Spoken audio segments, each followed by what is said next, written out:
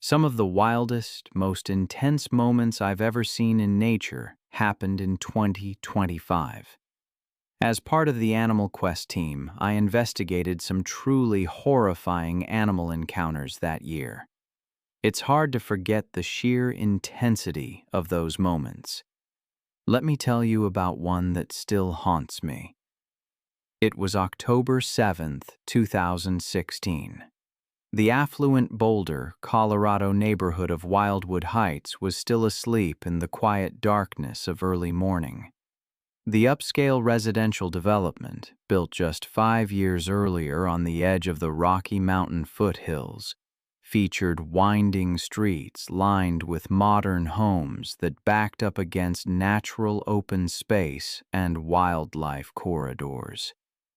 Lisa Hartwell, a 33-year-old marketing coordinator for a local tech company, was beginning her daily 5 a.m. jogging routine through the neighborhood's carefully planned streets and cul-de-sacs.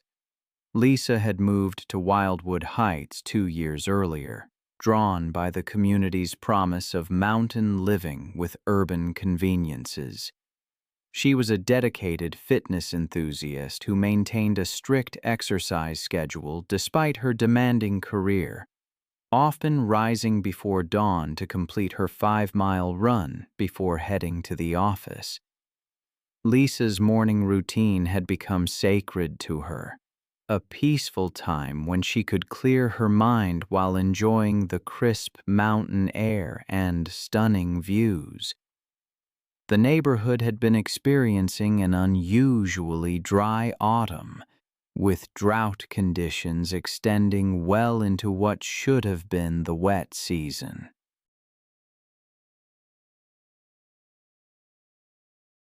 Local wildlife officials had issued warnings about increased animal activity in residential areas, as deer, elk, and their predators were being forced to venture closer to human settlements in search of water sources. Several residents had reported mountain lion sightings over the past month, including tracks found in backyards and a large cat spotted near the community's retention pond.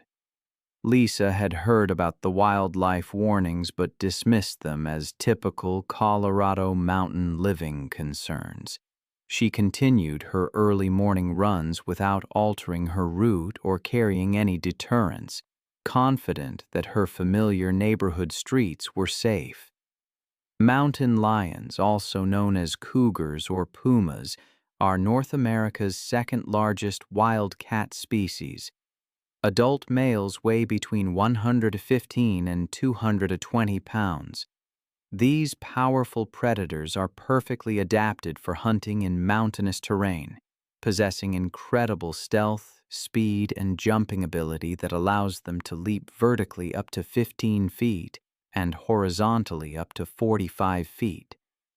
Mountain lions are primarily ambush hunters that rely on surprise attacks, typically targeting the neck and spine of their prey to deliver quick, fatal bites. As Lisa jogged through the pre-dawn darkness, she was completely unaware that a 140-pound male mountain lion had been stalking a mule deer through the drainage culvert that ran beneath the street she was approaching. Lisa's approach disrupted the carefully planned hunt, startling both the deer and the mountain lion.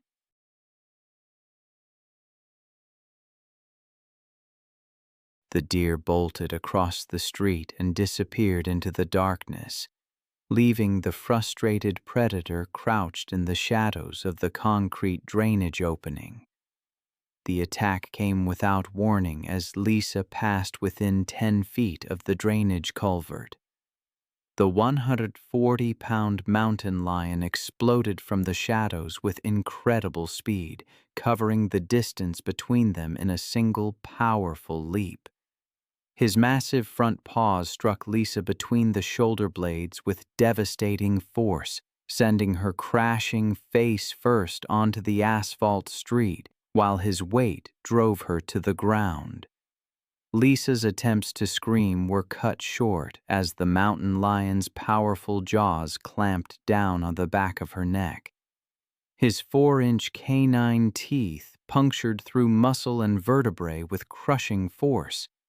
The mountain lion's razor-sharp claws raked across Lisa's back and shoulders, each swipe opening deep gashes that severed major blood vessels and caused massive tissue damage. The 140-pound cat used his incredible strength to pull Lisa's body across the asphalt and down into the concrete culvert, where the darkness and confined space would provide protection while he fed. Lisa's body was recovered 3 hours later by a joint team of police officers and Colorado Parks and Wildlife personnel. The mountain lion had abandoned his kill when the search teams approached, retreating further into the drainage network that connected to the natural creek system beyond the neighborhood.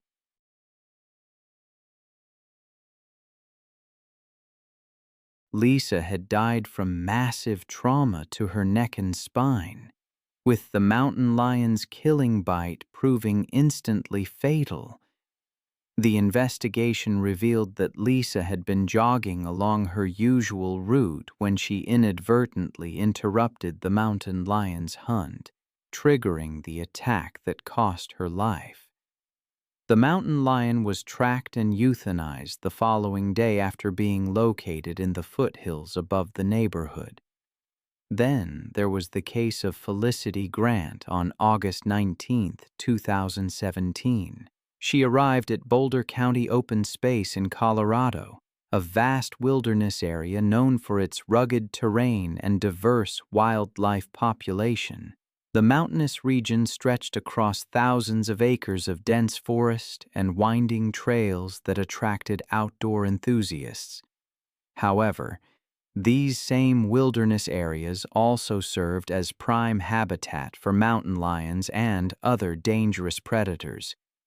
Felicity Grant, a 39-year-old fitness influencer from Denver with over 5,000 social media followers, had planned what she called her ultimate wilderness transformation experience.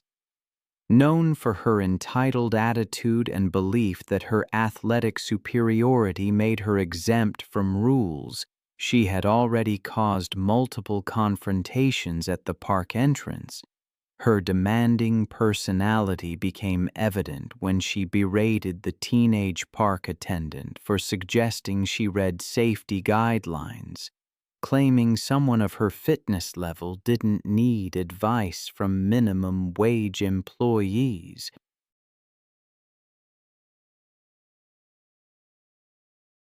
Park ranger Tom Bradley had attempted to brief Felicity on recent mountain lion activity during her permit application process. The area had experienced multiple cougar sightings over the previous month, including aggressive encounters that resulted in temporary trail close. Felicity became increasingly hostile, interrupting Tom repeatedly. I find myself reflecting on the arrogance of assuming we're invincible, especially in the face of nature. The story of Felicity is a stark reminder. She deliberately ignored trail close signs, believing they didn't apply to her elite athlete status, even tearing down warning notices. It was a solo dawn run on Rabbit Ears Pass Trail, noise-canceling headphones blasting electronic music, a backpack filled with raw steaks for a post-workout meal. That combination, erratic movement, heavy breathing, and the scent of fresh meat, created the perfect storm to attract a mountain lion. This wasn't just any mountain lion, it was a 140-pound male, actively hunting in the area, his territory encompassing that very trail. He detected the scent of meat from over a mile away. He began his stalk, using the rocks and trees to remain hidden as Felicity ran along the ridge below. Then, as she rounded a bend, oblivious to the world around her, The mountain lion launched its attack from a boulder 15 feet above. The force was tremendous.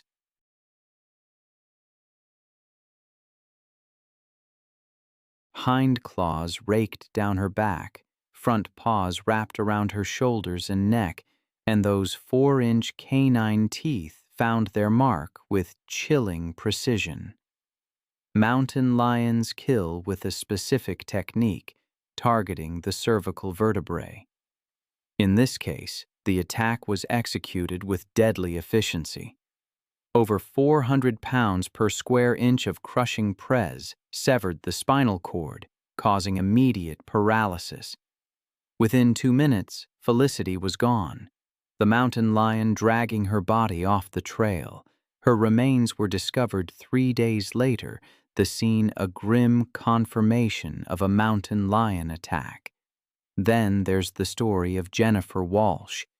It was December 3rd, 2014, and I can almost see her there, the fluorescent lights of the county animal shelter casting shadows across the kennels. She was only 25, a veterinary student volunteering on weekends, driven by the belief that every animal deserved a second chance. She was drawn to the difficult cases, the aggressive dogs marked with red cards, dogs slated for immediate euthanization. Diesel was one of those dogs, a 75-pound pit bull with a scarred muzzle and eyes that seemed to hold years of rage. He had a history of bite incidents, including a serious attack on a child. He was deemed too dangerous for adoption. But Jennifer saw something else in him, a vulnerability beneath the aggression. She convinced herself that his behavior was fear-based, that he needed one-on-one attention.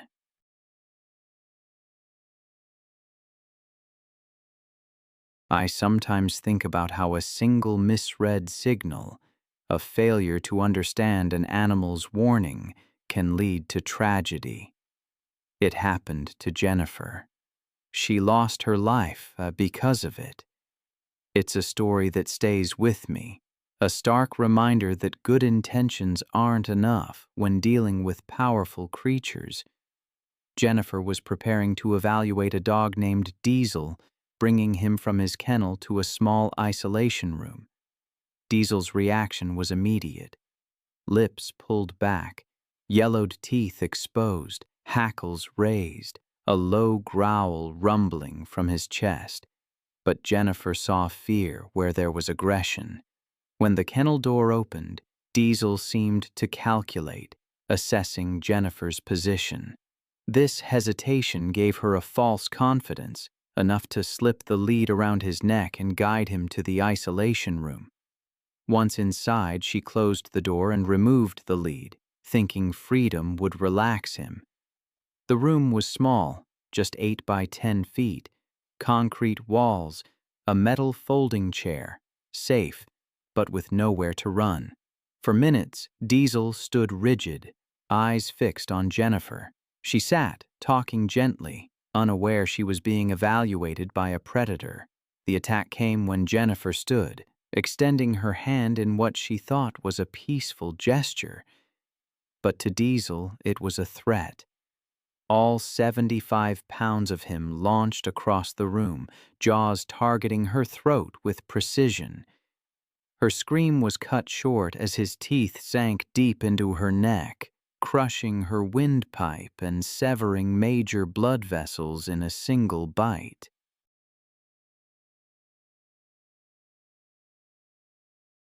His jaws locked, unbreaking. Jennifer clawed at the dog's head, but Diesel had been bred for combat. His powerful neck muscles shook her violently, tearing through tissue and bone. Blood sprayed across the concrete walls as Jennifer's struggles weakened, her body going into shock. The attack was swift and brutal. Other volunteers heard her scream and rushed to the isolation room, but the door was locked. By the time they got inside, Jennifer lay motionless on the floor, her life draining away. Diesel stood over her, muzzle stained red, eyes still burning with aggression. Paramedics arrived quickly, but it was too late. Jennifer was pronounced dead at the scene. Her dream of becoming a veterinarian ended by the very type of animal she hoped to save. Diesel was immediately sedated and euthanized, his death as clinical as his attack. The investigation was thorough. Jennifer had violated safety protocols, ignored warning signs, and placed herself in a dangerous situation. The shelter implemented new security measures, electronic locks, mandatory buddy systems. Jennifer's death became a cautionary tale in veterinary schools, a reminder that good intentions and academic knowledge are no substitute for experience and safety. Her family established a scholarship in her name, but for students studying wildlife conservation, a final acknowledgement that some animals, no matter how much love they're shown, remain fundamentally dangerous.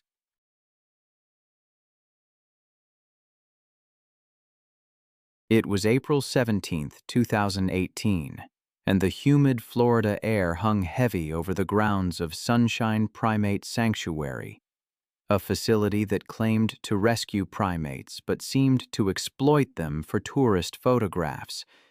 The 20-acre property housed over 30 primates in substandard conditions, generating revenue through photo sessions that legitimate sanctuaries wouldn't allow.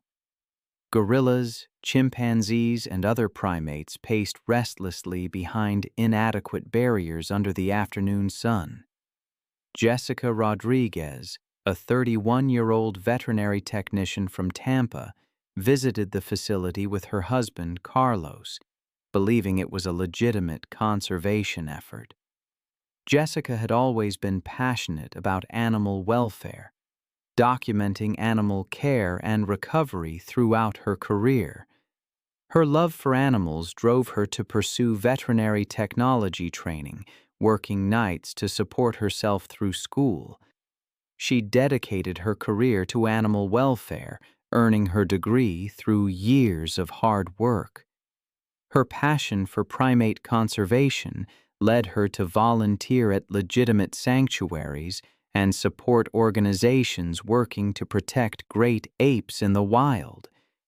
She genuinely believed her visit to Sunshine Primate Sanctuary would help promote conservation through the photos she planned to take. That afternoon, Jessica was participating in what the facility called an educational encounter with King, a 350-pound silverback gorilla acquired from a defunct research facility.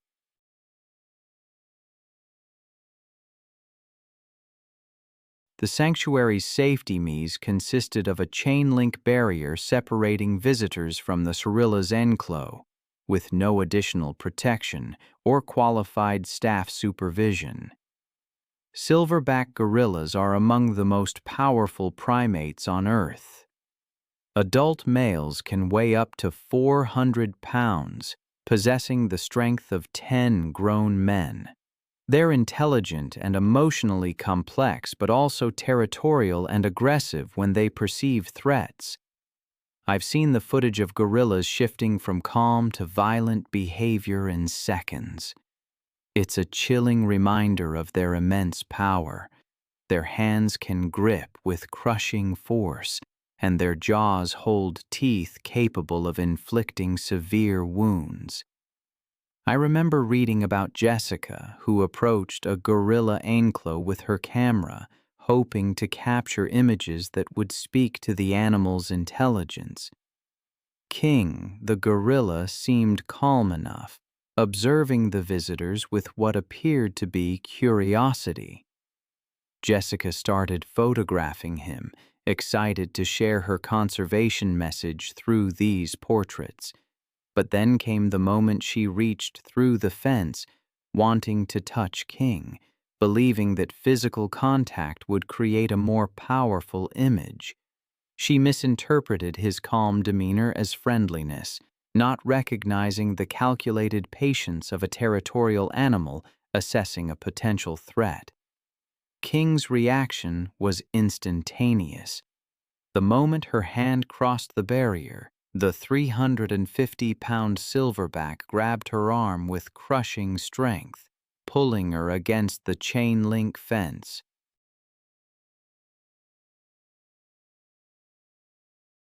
I can only imagine the scream of shock and pain that filled the air as his grip tightened. Other visitors tried to free her, but his strength was simply beyond human capability to overcome.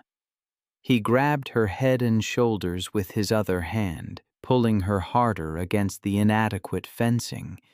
His territorial instincts took over, driving him to continue the assault. His powerful hands inflicted devastating trauma to her head, neck, and arms while she remained trapped. Her attempts to break free only seemed to increase his aggressive behavior, as he interpreted her struggles as continued threats. Her movements grew weaker as blood loss and crushing injuries overwhelmed her. King's grip never loosened as he continued to pull her against the barrier, his fury focused on eliminating what he perceived as an intrusion. Within minutes, her struggle ceased. The massive gorilla maintained his grip on her lifeless form, displaying threatening behavior toward anyone who approached. Emergency responders arrived, but it was too late. Jessica was already gone. The subsequent investigation revealed that the Sunshine Primate Sanctuary was operating illegally, exploiting animals and visitors while providing inadequate safety measures. The facility was shut down, and the primates were relocated to legitimate sanctuaries. King was transferred to an accredited facility with proper containment and enrichment programs.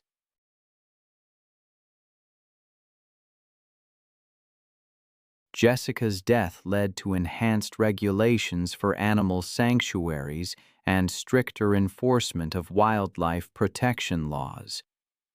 Her family established a foundation to support legitimate primate conservation efforts, ensuring her passion for animal welfare would continue through organizations that truly protected great apes. Then there's the story from March 18, 2017. In an upscale neighborhood in Asheville, North Carolina called Mountain View Estates, the first warm evening of spring had just arrived. Maria Santos, a 41-year-old single mother and part-time dog walker, was making her evening rounds, caring for the pets of wealthy residents. Maria had been a professional dog walker for 3 years, building a loyal clientele who appreciated her reliability and love of animals. She often walked multiple dogs simultaneously, managing up to 6 at once. Her income helped supplement her day job at a local veterinary clinic, allowing her to support her teenage daughter. The Mountain View Estates development had been carved out of pristine mountain forest, and builders were required to preserve mature trees and maintain natural wildlife corridors. However, recent construction had disrupted animal movement patterns, forcing bears, deer, and other wildlife to seek new routes through residential areas. The North Carolina Wildlife Resources Commission had issued warnings about increased bear activity, particularly as animals emerged from winter hibernation.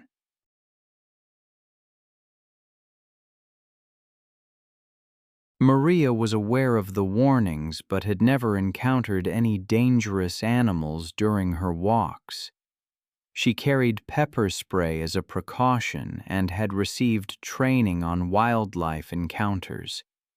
On this particular evening, she was walking 3 large dogs, 2 German Shepherds and a Golden Retriever, when she noticed unusual activity near a row of garbage cans. I knew that black bears are North America's most common bear species, with adult females typically weighing between 200 and 400 pounds. Mother bears with cubs are extremely protective and will attack any perceived threat to their offspring. I'll never forget reading about the sheer power of a mother bear defending her cubs. They can run up to 35 miles per hour, break down doors, even overturn cars. Their claws and teeth capable of inflicting devastating injuries. The story of Maria, it haunts me. As she walked her dogs one morning, she encountered a 300-pound black bear with two cubs rummaging through garbage cans. The mother bear was feeding, the cubs were playing, and Maria, recognizing the danger, began to back away. But the dogs, agitated, started barking. That triggered the bear's protective instincts. She rose to her full height, vocalizing aggressively, positioning herself between the dogs and her offspring. Maria tried to retreat, but the barking only escalated the situation. The bear charged, covering 30 yards in seconds. Maria, entangled in the leashes, fell. The dogs scattered, leaving her vulnerable.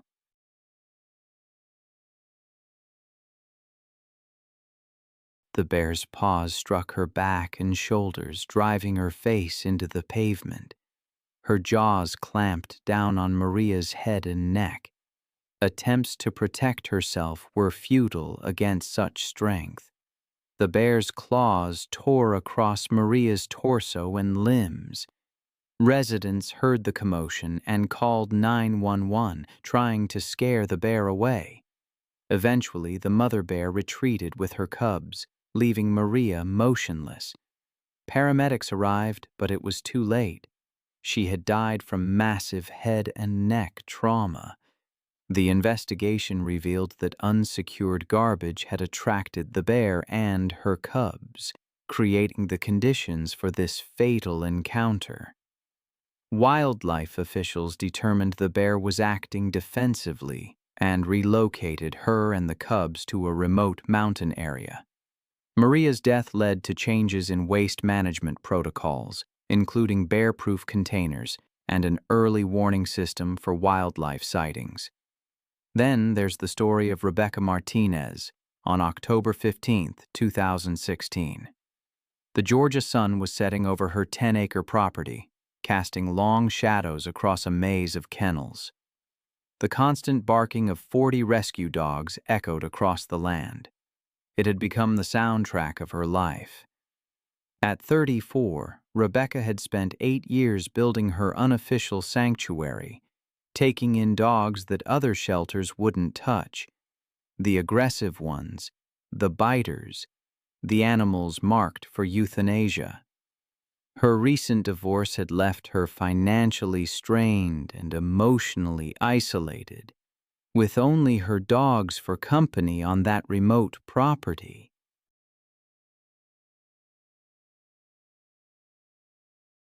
Her neighbors had grown used to the noise, though some whispered concerns about the woman who seemed to care more about dangerous animals than her own safety. She rarely left the property, moving between enclos with hands scarred from countless bites. Badges of honor, she called them. Friends who still visited noticed the changes in her. She'd grown thinner, more withdrawn, speaking more about her dogs than anything else. Her ex-husband had tried to warn her about the dangers, but Rebecca dismissed his concerns as jealousy over her dedication. The local veterinarian had stopped making house calls after one of the dogs lunged at him, requiring stitches. Even the feed delivery drivers had begun leaving supplies at the gate rather than approaching the main compound.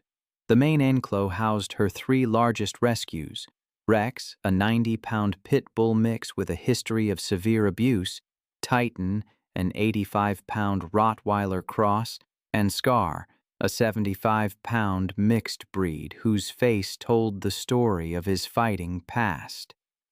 What Rebecca didn't realize was that these three had been forming an alliance over the past few weeks, establishing a hierarchy that put them at odds with anyone who came between them and food. The warning signs had been there for anyone trained to recognize them. The three dogs had begun sleeping closer together, sharing food bowls and displaying coordinated territorial behavior when other dogs approached.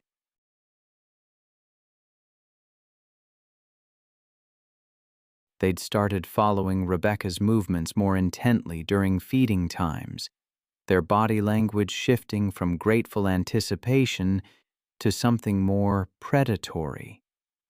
But Rebecca, exhausted from managing 40 animals alone and emotionally invested in seeing progress. I've always found it unsettling how quickly things can change, how a creature you thought you knew, a creature you'd cared for, can suddenly see you as something else entirely.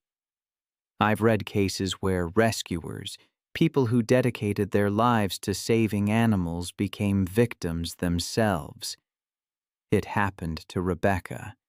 She was going about her daily routine, feeding the dogs she'd rescued. The ground was wet, the air heavy, and something felt off. As she entered the enclosure, she slipped, the buckets of kibble spilling everywhere. Rex, one of the dogs, shifted, his eyes locked on her, no longer seeing his rescuer but a competitor. He attacked. 90 pounds of muscle slammed into her, followed by the others. Titan and Scar joined in, their pack instincts taking over. It was a frenzy that lasted 10 minutes, ending only when Rebecca lay motionless, surrounded by the scattered food that had triggered it all. Her body wasn't discovered for 3 days. When they found her, Rex, Titan, and Scar were euthanized, along with 12 other dogs deemed too dangerous. Then there's the story of Camille Morel. It was April 3rd, 2017, at the Thor Zoo Safari Park in France.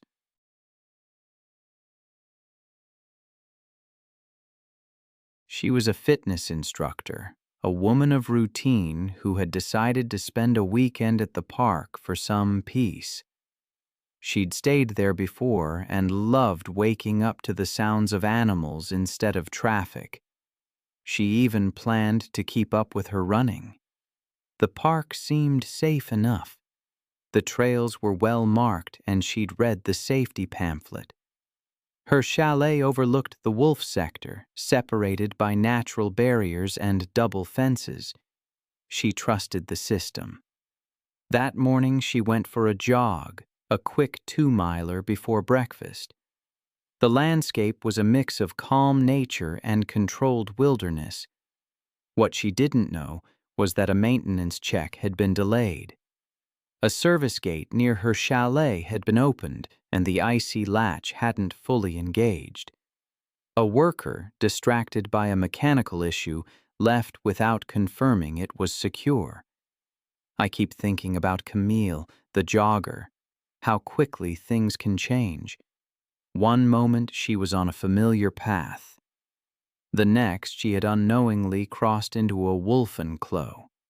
She hadn't seen any warning signs and she assumed the road looped back safely. She was nearly half a mile in when she crossed that invisible line. The wolves, restless after a cold night, picked up her scent. A zookeeper spotted her from the observation tower and radioed for confirmation, but it was too late. She was already inside. At first the wolves didn't charge. They emerged slowly, tails stiff, heads aligned. Camille slowed, confused, thinking the barrier must be nearby.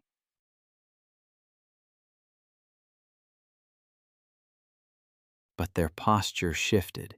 She turned, saw the empty gravel behind her, and started running. The wolves matched her pace, then accelerated. She sprinted. The zookeeper watched, helpless.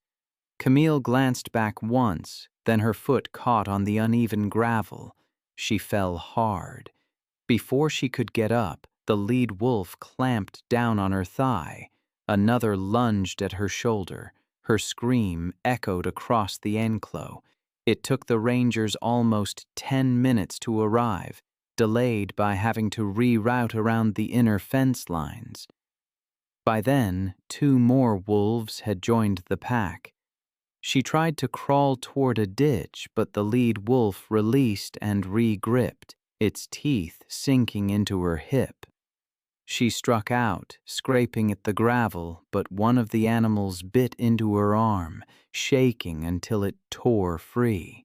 Within moments, she was on her back, thrashing as the pack pulled from opposite sides. She kicked weakly once more, then went still. The rangers arrived to find the wolves clustered over her body. Warning shots sent them scattering. Camille lay on her side, clothing torn, deep bites from shoulder to thigh. There was no pulse. An autopsy confirmed death by exsanguination, massive blood loss due to multiple deep lacerations and crushing trauma to the limbs. Her family filed a lawsuit alleging gross negligence. The court ruled in their favor and the park settled quietly. Afterward, a criminal negligence inquiry and an independent audit were conducted.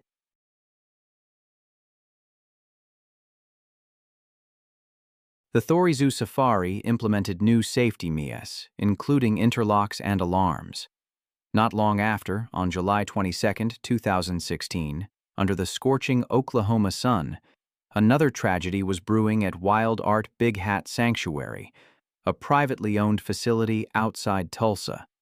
The 50-acre property housed over 20 rescued lions, tigers, and other exotic cats in a collection of chain-link enclosures. Ashley Martinez, a 23-year-old college student, discovered the sanctuary on social media.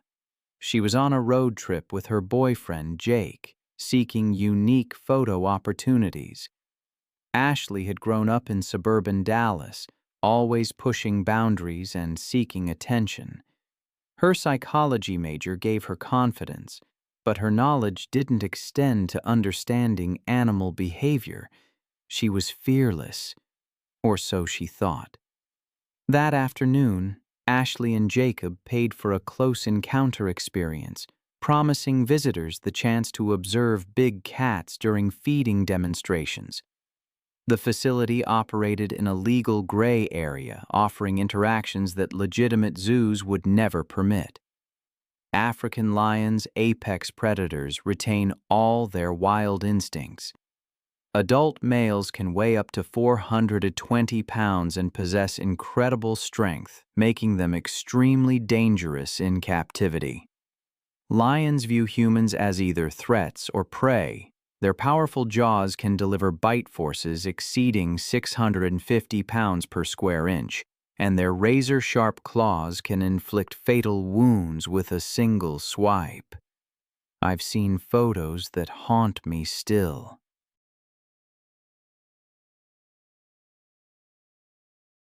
One is of a woman crouching next to a lion. It was taken just moments before the attack. Ashley thought she could get the ultimate photo, a close-up selfie with Caesar, a 400-pound African lion. She whispered her plan to Jake, asking him to distract the sanctuary owner while she climbed over the barrier. While Jake engaged the owner, Ashley quietly approached Caesar's enclosure and climbed over the 4-foot chain-link barrier. The massive lion was resting about 10 feet away, his golden eyes tracking her but showing no immediate aggression. Ashley crouched down and extended her phone, trying to capture both herself and Caesar in the frame. That's when Caesar's demeanor changed. His ears flattened slightly against his head, and his tail began twitching faster. The attack was sudden and explosive. Caesar's predatory instincts activated as Ashley adjusted her pose, triggering millions of years of evolutionary programming. He recognized her as prey in his territory. The 400-pound lion launched himself at Ashley, covering the distance in a single bound. Her phone flew from her grip as Caesar's paws struck her chest, driving her backward onto the ground. His claws tore into her torso and shoulders. The lion's jaws clamped down on Ashley's neck, his 4-inch canine teeth puncturing through muscle and vertebrae. Caesar's territorial instincts drove him to continue the assault, his claws raking across Ashley's body while his bite maintained its grip on her throat.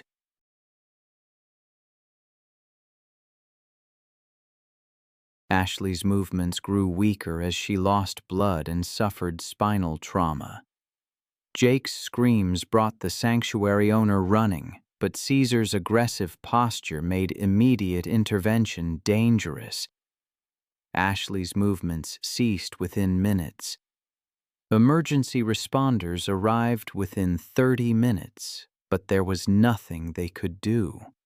The investigation revealed that the facility had been operating without proper permits and insurance, violating numerous state regulations.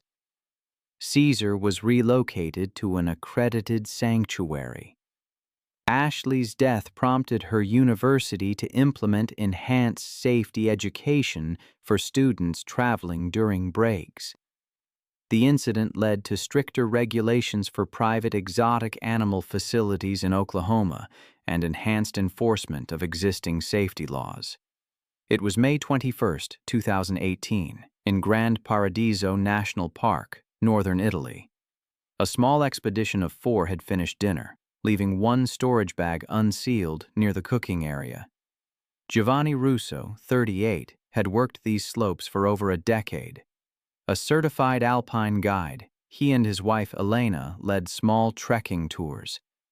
Giovanni was regarded as practical, someone who knew when to turn back. He'd grown up in Aosta, navigating the same valleys where his father once herded sheep. The Grand Paradiso region had become a focal point for conservation.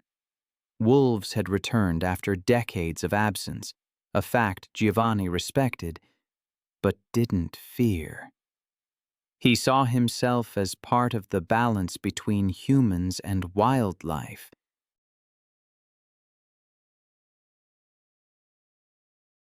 The couple's guiding company specialized in remote routes with minimal disturbance, and Giovanni often told clients that predators avoided people. The trek that weekend was routine, a mild ascent, and one night at a designated campsite near the meadow of Almany. His clients, a pair of mid-aged hikers from Milan, had little experience in backcountry settings, but trusted the couple completely. That night, one of them had left a pack of trail mix open near the fire pit, and scraps from dinner were tossed into the same area. Wolves in this region averaged between 60 and 70 pounds with lean gray coats. Normally nocturnal, they hunted red deer in coordinated packs. But in recent years, rangers had observed younger wolves venturing closer to human camps, especially when food waste was accessible. Just before dawn, around 4 a.m., Elena woke to soft rustling, first near the cooking area, then a faint growl. She thought it was a fox at first until she saw silhouettes clustered around the fire pit, where the unsealed food bag now lay torn open. She whispered for Giovanni, who unzipped his sleeping bag and grabbed his flashlight. He stepped outside alone, the cold air hitting his face as he walked toward the food zone. The beam of his flashlight caught 3 wolves standing over scattered wrappers and crumbs. He shouted and waved his light, but they didn't scatter. One stepped forward, hackles raised, paws firm on the ground.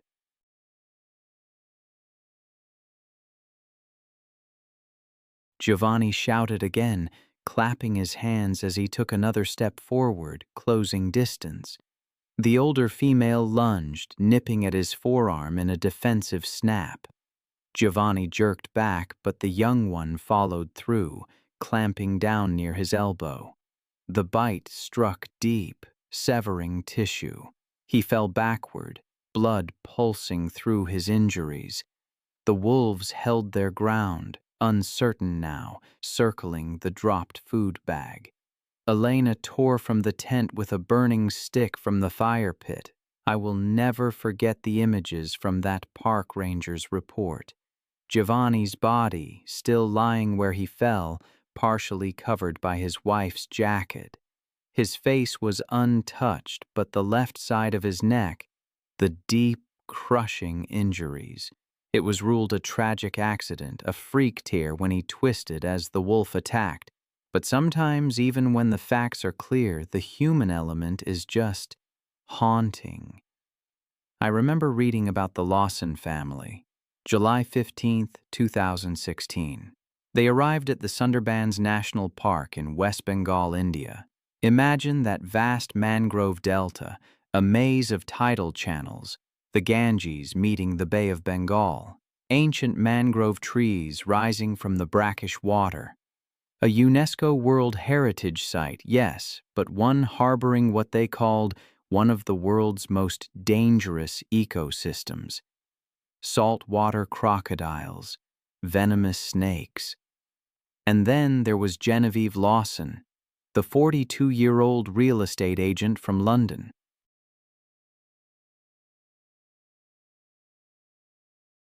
She'd booked the most expensive tour, and from what I've read, she wasn't shy about making demands. Apparently, she'd already berated their local guide, Ravi, multiple times that morning. Her husband, David, tried to calm her, but it was no use. The teenage children, Emma and Jake, just watched, uncomfortable. She dismissed every safety warning. Ravi, with 15 years of experience in those treacherous waters, felt intimidated by her constant threats of negative reviews.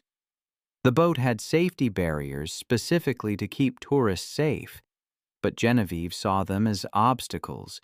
She wanted authentic jungle photographs. The Sundarbans are the exclusive hunting ground for the world's largest population of Bengal tigers, apex predators adapted to the aquatic environment.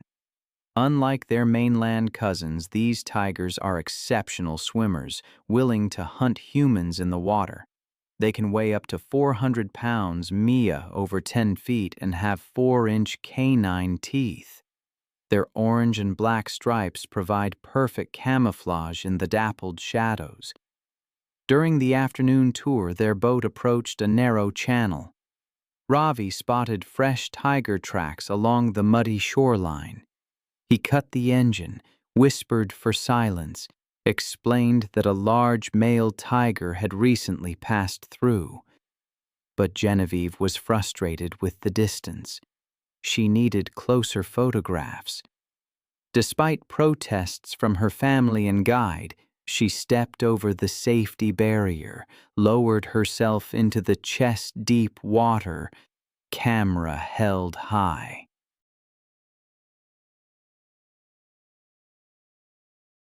Unbeknownst to them, a 400-pound male Bengal tiger had been resting in the dense vegetation upstream, detecting their boat's engine. Sundarbans tigers are ambush predators, using water to hunt. This particular male had killed humans before, recognizing the sounds of vulnerable prey entering his territory. The tiger slipped into the water, swimming toward Genevieve, only its eyes and nose visible. When Genevieve reached the muddy shoreline and began photographing the tiger tracks, she was completely unaware. The tiger closed the final 20 feet underwater, propelling itself through the murky channel. The attack erupted with explosive violence. The tiger surfaced directly behind Genevieve, clamping its jaws around her throat. Those 4-inch canines punctured her neck, crushing her windpipe with over 1,000 pounds of bite force. The tiger's killing technique involves suffocating prey by crushing the throat. Her airway collapsed instantly. Her body went rigid as the tiger's teeth severed major blood vessels, causing massive internal bleeding. The tiger's forelimbs wrapped around her torso, its hind legs finding purchase on her lower body, holding her in an inescapable grip. Then it began its drowning technique, pulling her backward into deeper water. I find myself haunted by the image of Genevieve struggling in the water, crushed windpipe, severed arteries, the tiger holding her under until consciousness faded.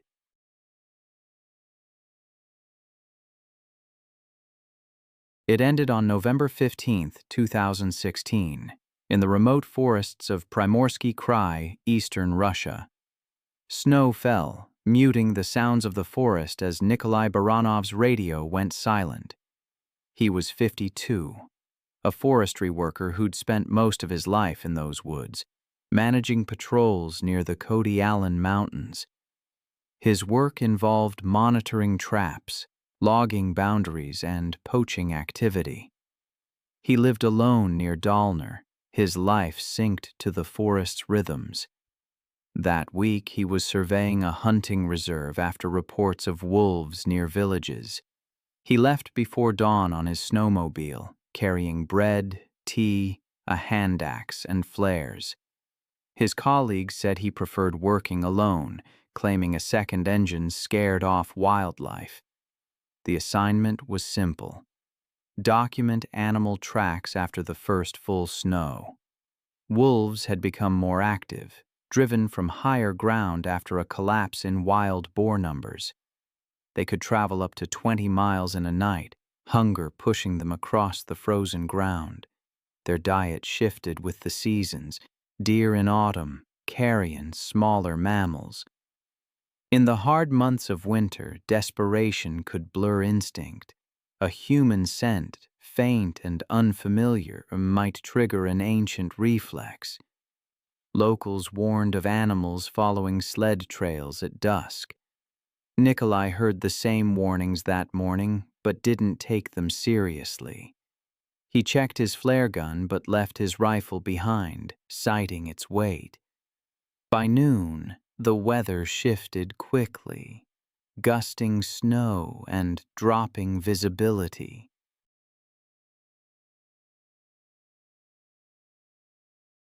His supervisor tried to reach him by radio, but there was no response, likely due to the cold affecting the battery.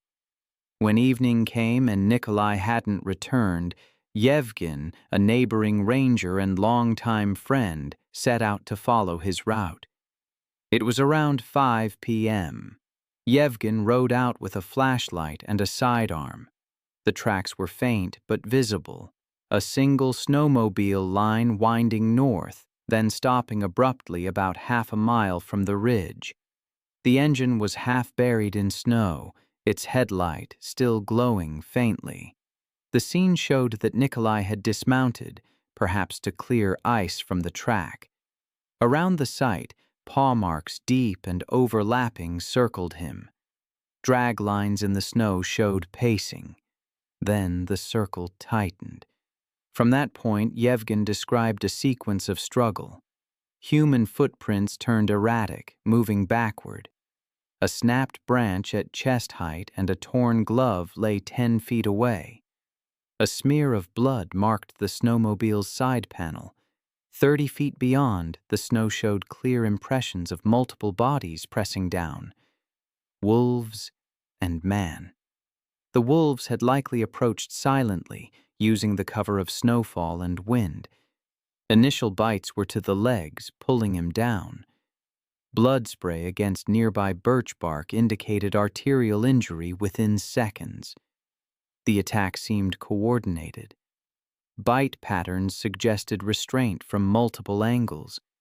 His jacket was shredded along the spine, showing where one animal had clamped onto his back while another tore at the neck.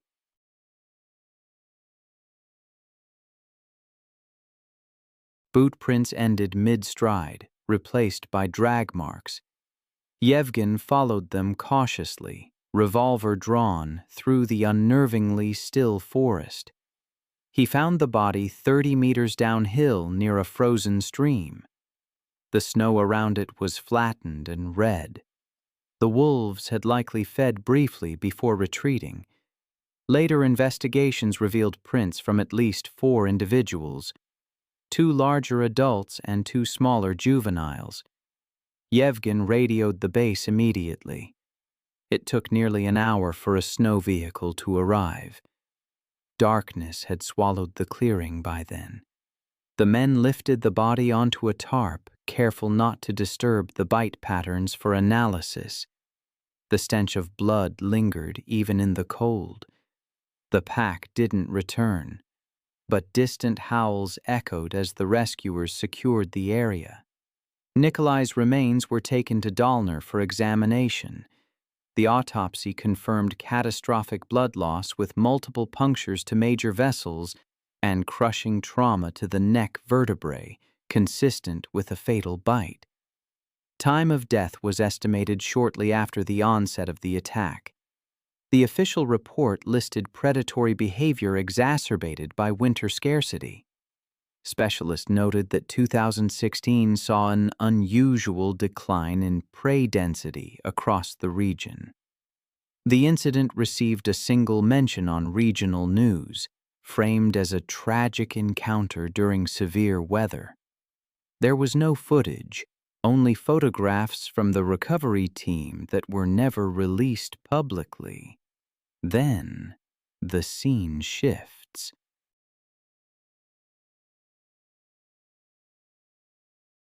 It was June 14, 2015, in the Sunset Lake subdivision in suburban Tampa, Florida. The gated community, built around interconnected retention ponds and decorative canals, had been marketed as a tropical paradise for retirees. Walter Walt Kowalski, a 67-year-old retired plumber from Ohio, was enjoying his 5th year in the Sunshine State from the comfort of his backyard patio overlooking one of the community's scenic waterways. There are creatures in Florida that have remained virtually unchanged for over 200 million years. Perfectly adapted ambush hunters, they can reach 14 feet in length, weigh over 1,000 pounds, and exert 3,000 pounds of press per square inch with their jaws. It's a humbling thought when you realize how little we've altered some corners of the natural world. I remember reading about a man named Walt who had moved to Florida from Ohio after selling his plumbing business. He was drawn by the promise of year-round golf, fishing, and outdoor living, something that had been impossible during Ohio's harsh winters. He bought a modest ranch home with direct water access, complete with a private dock where he could fish and feed the ducks that became regular visitors to his backyard. Walt's evening routine usually involved sitting on his patio with a cold beer, watching the sunset reflect off the calm water while tossing breadcrumbs to the waterfowl. His community, Sunset Lakes, had been built on reclaimed wetlands.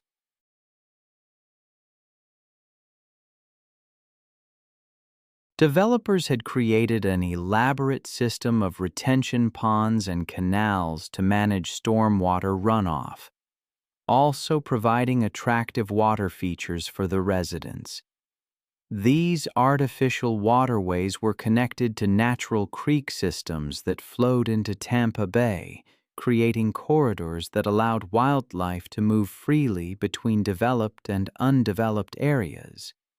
Recent heavy rains had raised water levels throughout the region, bringing increased wildlife activity to residential areas.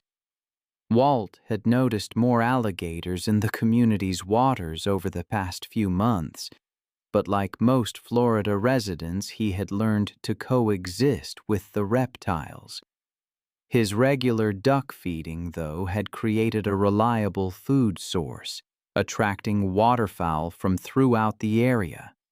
Alligators are opportunistic feeders that will consume any animal they can overpower, including birds, fish, mammals, and occasionally humans who venture too close to their territory. One evening, Walt was relaxing on his patio when he noticed that his favorite fishing lure had become tangled in the vegetation near his dock. He waded into the knee-deep water near his dock, using a long-handled net to try to free the snagged lure from the underwater vegetation.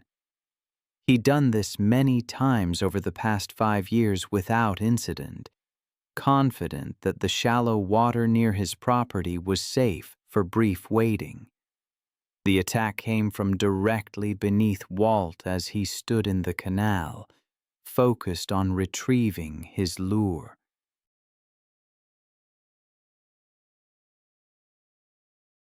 A 12-foot male alligator submerged motionless near the dock for over an hour, waiting for ducks to approach the feeding area, exploded upward.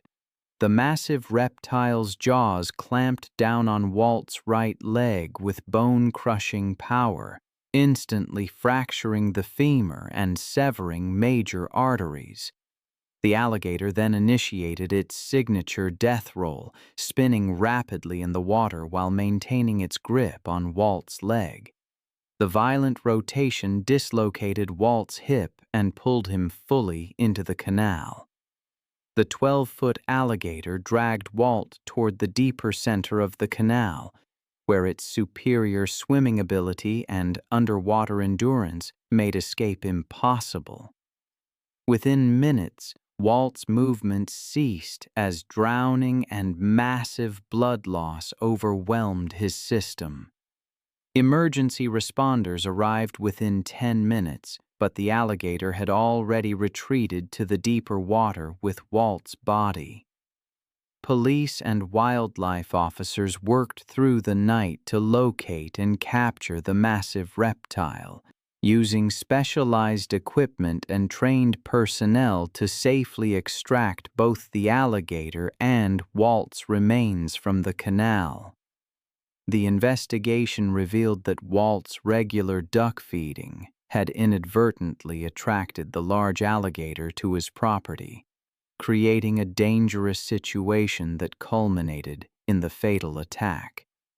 Walt's death prompted immediate changes to the Sunset Lakes community's water safety protocols, including the installation of warning signs around all retention ponds and canals.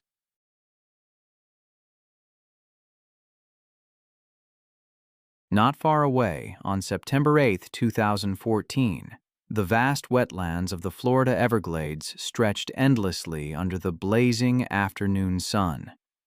Sawgrass prairies and cypress swamps teemed with some of America's most dangerous wildlife. The remote waterways near Tamiami Trail buzzed with the activity of airboat tours carrying tourists deep into alligator territory, where massive reptiles basked on mud banks and hunted in the dark water channels. Michael Chen, a 35-year-old software engineer from Seattle, was experiencing his first visit to Florida as part of a cross-country road trip he was taking to celebrate his recent promotion. Michael had always been fascinated by technology and outdoor adventure, spending his weekends hiking in the Pacific Northwest mountains. His engineering background had given him confidence in analyzing risks and solving problems, but his experience with dangerous wildlife was limited to black bears and mountain lions that could be avoided through proper precautions. Michael had grown up in urban Seattle, developing his love of nature through weekend camping trips with his father and uncle. His methodical approach to problem-solving had made him successful in his career, but it had also given him perhaps too much confidence in his ability to assess and manage dangerous situations. Michael enjoyed taking photos of his travels to share with his family and friends back home.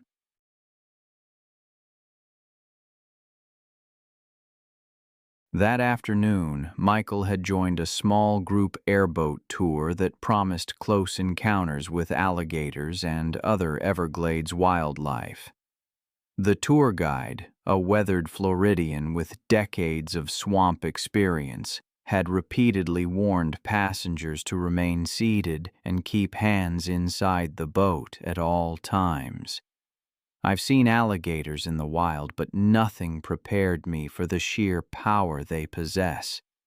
Adult male alligators, perfectly adapted for ambush hunting in the water, can reach 14 feet in length and weigh over 1,000 pounds. Their jaws can exert over 3,000 pounds of press per square inch. They can launch themselves out of the water with incredible force. Anything moving near their territory is seen as either food or a threat. The airboat tour had been going smoothly for almost an hour when the guide pointed out a huge alligator basking on a mudbank, only about 20 feet away. It was a truly impressive animal, easily 12 feet long and weighing over 800 pounds, its ancient form still in the afternoon heat. Michael, one of the passengers, immediately started taking pictures, eager to show his colleagues back in Seattle this incredible creature in the wild. But his excitement got the better of him, and he leaned further and further over the edge of the boat to get a better shot. Then, the unthinkable happened. Michael's phone slipped from his hand and began to fall toward the dark water.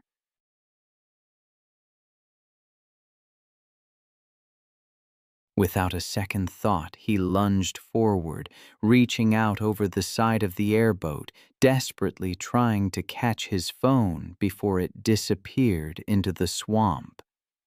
The alligator, with its predatory patience, had been watching the boat the whole time. Michael's sudden movement triggered its attack. The 800-pound reptile exploded from the mudbank with terrifying speed. Its powerful tail propelled it through the water like a missile, aimed right at Michael's exposed position. The alligator's massive jaws clamped down on Michael's outstretched arm with bone-crushing force. 3,000 pounds of bite press instantly shattered bones and severed major arteries. Michael's scream of shock and pain echoed across the swamp as the reptile's momentum pulled him completely over the side of the airboat and into the murky water. The tour guide and other passengers desperately grabbed at Michael's legs, trying to pull him back into the boat while the alligator maintained its grip on his arm. The alligator immediately began its signature death roll, spinning rapidly in the water while holding on to Michael's arm. Michael's struggles grew weaker as massive blood loss, crushing injuries, and drowning overwhelmed his body. The alligator's grip never loosened as it continued the death roll with mechanical precision, each rotation causing more trauma and ensuring its prey couldn't escape. Within minutes, Michael's movement stopped as the alligator's brutal assault proved fatal.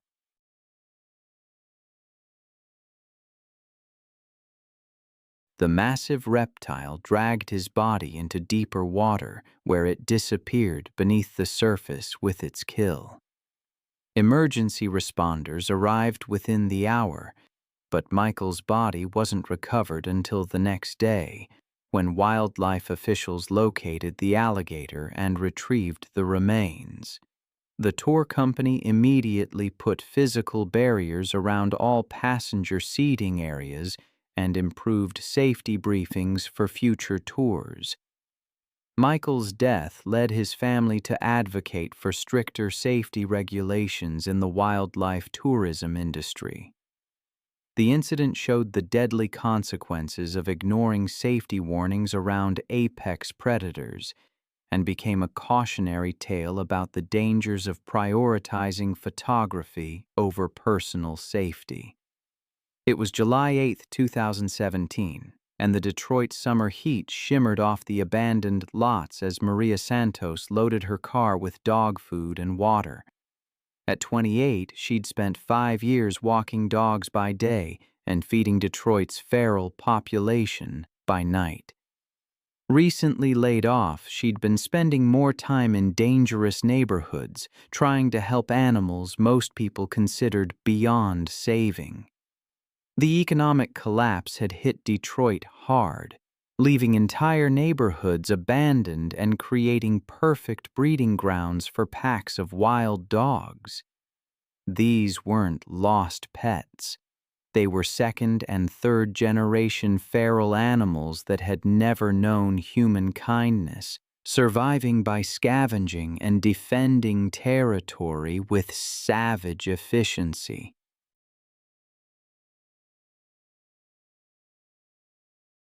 Maria's regular route took her through 6 abandoned lots, each home to a different pack. She knew their hierarchies, feeding schedules, and individual personalities.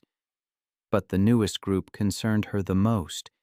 6 dogs led by a large German Shepherd mix she'd nicknamed Alpha, including several animals she didn't recognize.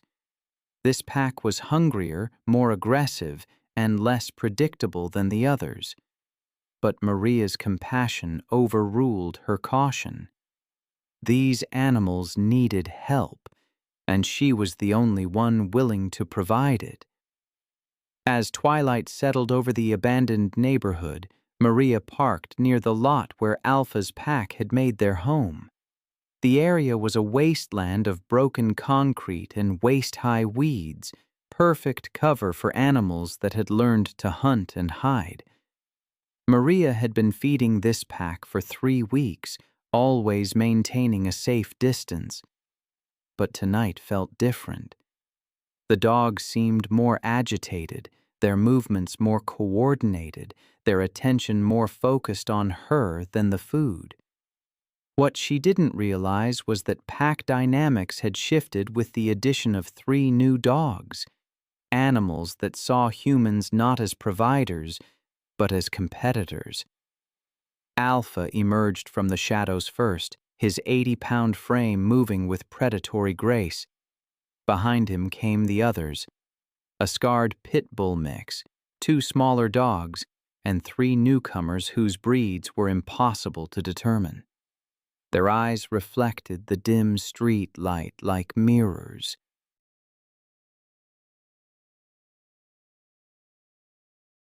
Maria began distributing food as always, tossing handfuls of kibble in different directions to prevent fighting. But tonight, the strategy backfired. Instead of dispersing to eat, the dogs moved with a terrible coordination, encircling her. When 2 of them started fighting over food, Maria stepped in, a fatal mistake. In that moment, Alpha's pack instincts took over. He didn't see the woman who fed him. He saw competition. His lips peeled back, a silent snarl, and he launched himself at her. 80 pounds of pure animal force slammed into her chest, driving her backward onto the broken concrete. His jaws clamped on her left arm, teeth tearing through her jacket and into the flesh beneath. The other dogs joined him within seconds. The scarred pit bull grabbed her right leg, his jaws crushing bone. The 2 smaller dogs went for her torso, tearing through clothing and skin. Her screams echoed through the abandoned neighborhood, but there was no one left to hear. Their coordinated attack spoke to generations of predatory instincts. They weren't pets gone bad. They were wild animals that had learned to see humans as threats or prey. Her movements grew weaker as blood loss took its toll. The dogs showed no signs of stopping, their feeding frenzy triggered by blood and the thrill of the hunt. By the time they finally backed away, Maria lay motionless. Urban explorers found her the next morning.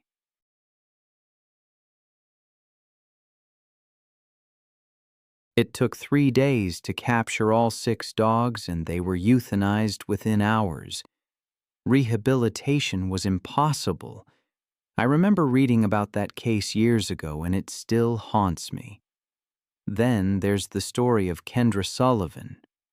On September 8, 2015, she arrived at the Namba Island Chimpanzee Sanctuary in Uganda, 100 acres of forested island on Lake Victoria, a refuge for orphaned and rescued chimpanzees.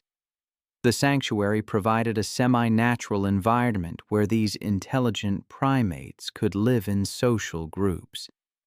Kendra, a 35-year-old wildlife photographer, had been commissioned by a magazine to document the rehabilitation work. She was known for her fearless approach, building her reputation on intimate portraits of domestic animals. Her experience with horses, cattle, and aggressive bulls led her to believe she understood animal behavior, that it transcended species. Her best friend, Amy Chen, a documentary filmmaker, went with her to capture behind-the-scenes footage. Dr. James Mukasa, the sanctuary's director, grew increasingly concerned as Kendra dismissed his safety briefings and demanded access to restricted areas for better photos. Peter Sally, a caretaker, repeatedly warned her about the unpredictable nature of these powerful animals, but she brushed off his concerns as superstition. The sanctuary housed 49 rescued chimpanzees, many traumatized by poaching or the illegal pet trade.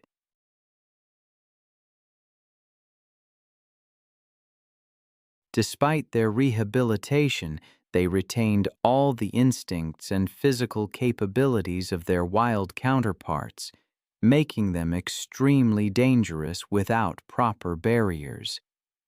Chimpanzees are among the most powerful primates on Earth, possessing strength approximately 5 times greater than an adult human. Adult males can weigh up to 150 pounds and stand over 4 feet tall, with massive chest muscles and arms capable of exerting tremendous force. Their hands possess grip strength exceeding 2,300 pounds per square inch, enough to crush bones with ease, and they have large canine teeth over 2 inches long, designed for defense and dominance. During the afternoon tour, Kendra became frustrated with the viewing restrictions.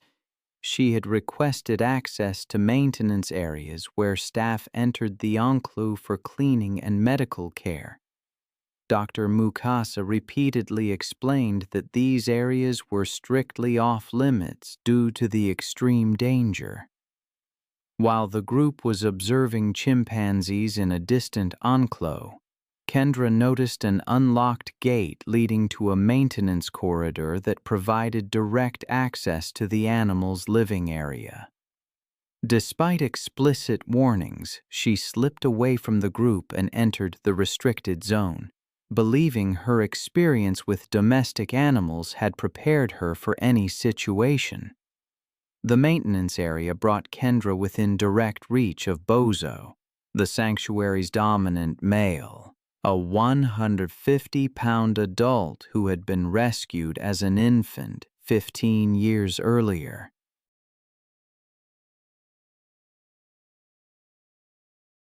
Bozo had shown aggressive tendencies toward unfamiliar humans and was considered one of the most dangerous animals in the facility. The chimpanzee was resting near the barrier when he detected Kendra's presence. Chimpanzees are highly territorial animals that view unfamiliar humans as potential threats. Boso immediately became agitated by Kendra's intrusion.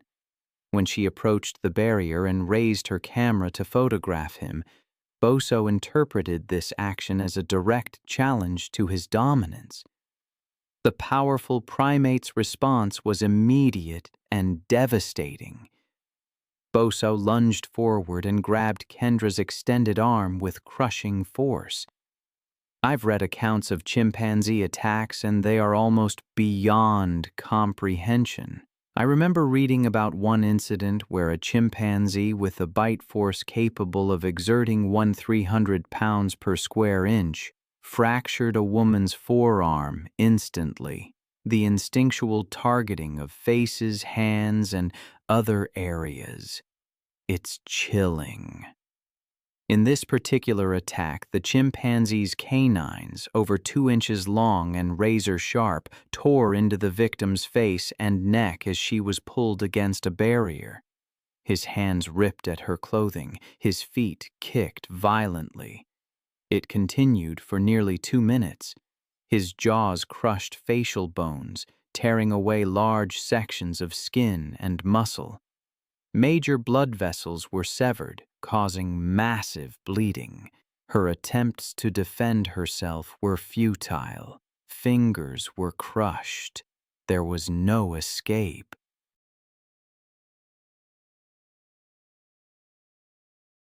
Another man, hearing the screams, used high-press water hoses to drive the chimpanzee away after almost 2 minutes. But by then, the woman had suffered catastrophic injuries. The massive blood loss and the shock of it all proved fatal within minutes. She died before emergency services could even reach the remote location. The investigation, of course, focused on security failures. Then I came across a different kind of story, one that unfolded on February 9th, 2014. Near Lang, Saskatchewan. The morning light filtered through the boreal forest as 2 men set out on what seemed like a routine trip. David Lasky, a part-time wildlife photographer, was joined by his cousin Jeff. They were heading out to retrieve SD cards from trail cameras. They'd often hunted and fished together, but no longer carried firearms. They knew the region well, but this time would be different. I find myself haunted by the image of those wolf tracks surrounding the site in a broad ring, drag marks leading back toward the tree line.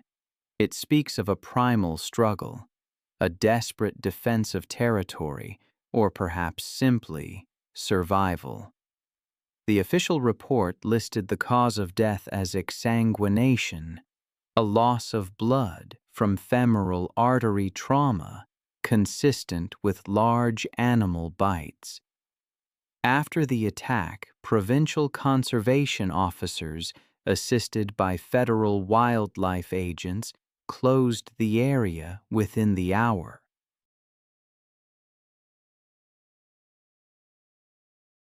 Samples were taken from the bite margins for DNA analysis, and the implicated pack was later trapped and relocated to a remote management zone north of Reindeer Lake.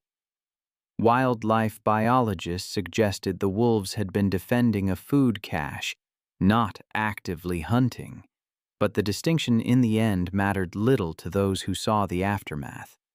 Then, just a few weeks later, on December 9, 2018, a hillside community in suburban Los Angeles, Canyon Vista, was experiencing an unusually warm winter evening.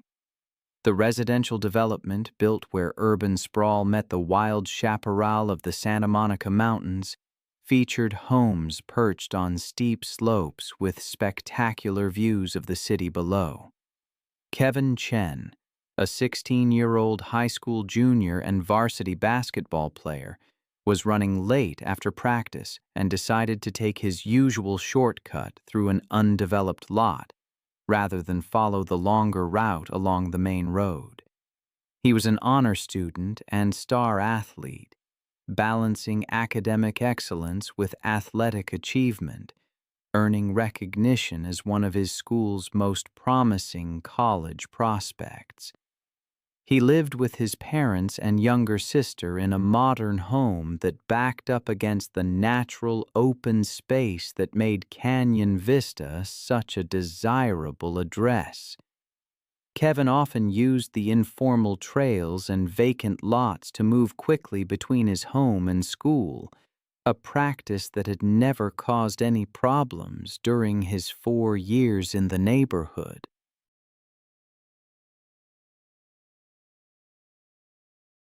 The Canyon Vista area had been experiencing increased wildlife activity following a series of devastating wildfires that had burned thousands of acres in the surrounding mountains. The fires had displaced numerous predators, forcing them to seek new territory and food sources in areas they had previously avoided. Local authorities had issued warnings about mountain lion sightings in residential areas, but most residents viewed these as routine precautions rather than serious threats. Kevin was aware of the wildlife warnings but had never encountered any dangerous animals during his frequent use of the neighborhood's informal trail system. He carried his basketball gear in a backpack and typically moved quickly through the undeveloped areas, confident that his familiarity with the terrain and his athletic ability would keep him safe from any potential threats. Mountain lions are solitary predators that require large territories to support their hunting needs, with adult males controlling ranges of up to 100 square miles. Juvenile males are particularly dangerous as they establish new territories, often displaying more aggressive behavior than experienced adults. These young cats are less skilled at hunting natural prey and may target easier victims, including domestic animals and, occasionally, humans. Mountain lions are capable of incredible stealth and can stalk prey for extended periods before launching surprise attacks from close range.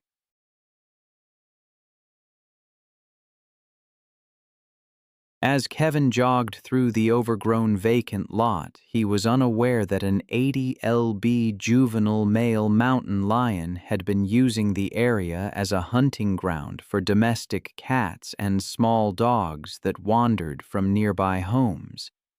The young cat had been displaced from his natal territory by an older, more dominant male, and was desperately seeking to establish new hunting grounds that could support his survival.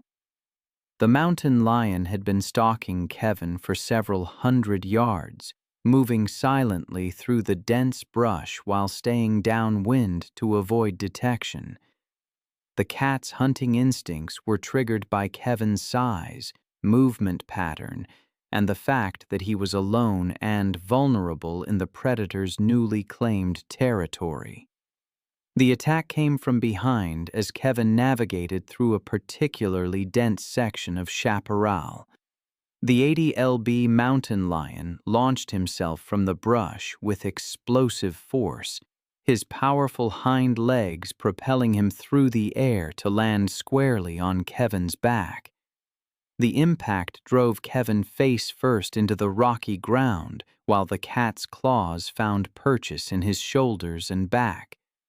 The mountain lion's jaws clamped down on the back of Kevin's neck, his foreign canine teeth puncturing through muscle and vertebrae, while his bite force targeted the spinal cord.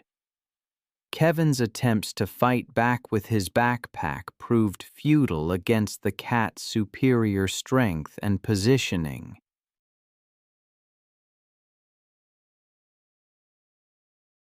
The mountain lion's razor-sharp claws raked across Kevin's shoulders and torso, each swipe opening deep gashes that caused massive blood loss. Kevin's screams for help echoed through the hillside community, alerting residents in nearby homes to the emergency unfolding in the vacant lot. Several homeowners called 911 while attempting to locate the source of the disturbance, but the dense vegetation made it difficult to pinpoint Kevin's exact location. The mountain lion continued his attack for several minutes, driven by predatory instincts and the stress of establishing new territory. Police and paramedics arrived within 10 minutes of the first 911 call, using Kevin's continued cries for help to locate him in the brush. I've always been drawn to the intersection of nature and human hubris. The story of Brandon Walsh is one that has stayed with me. He was a 27-year-old personal trainer from Houston, a man who sought the ultimate test of courage. He found it tragically on November 3, 2015. It happened on the sprawling grounds of the Lonier Exotic Ranch, a 300-acre facility in East Texas. This was no ordinary wildlife sanctuary. Wealthy clients paid handsomely for photo sessions with dangerous predators, experiences that legitimate zoos would never allow. Brandon had discovered the ranch through word of mouth. He was passionate about fitness and adventure, always pushing his limits.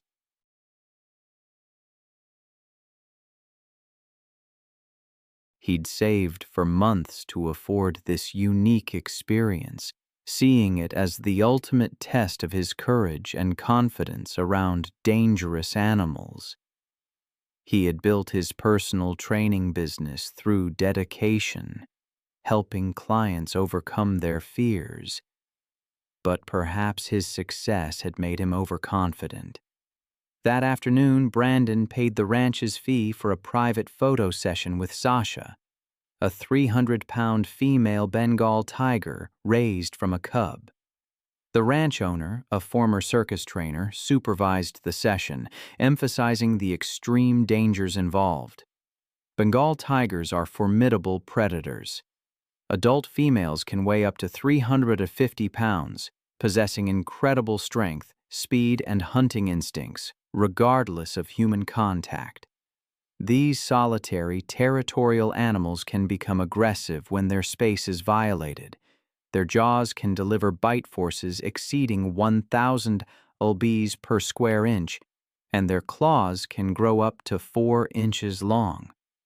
The photo session began with Brandon outside Sasha's enclosure, capturing shots of himself near the massive predator. But he quickly grew frustrated with the distance, wanting closer contact for more dramatic photos.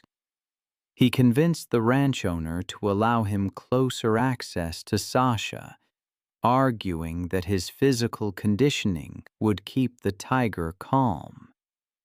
Against his better judgment, the owner agreed to let Brandon enter a smaller holding area adjacent to Sasha's main enclosure.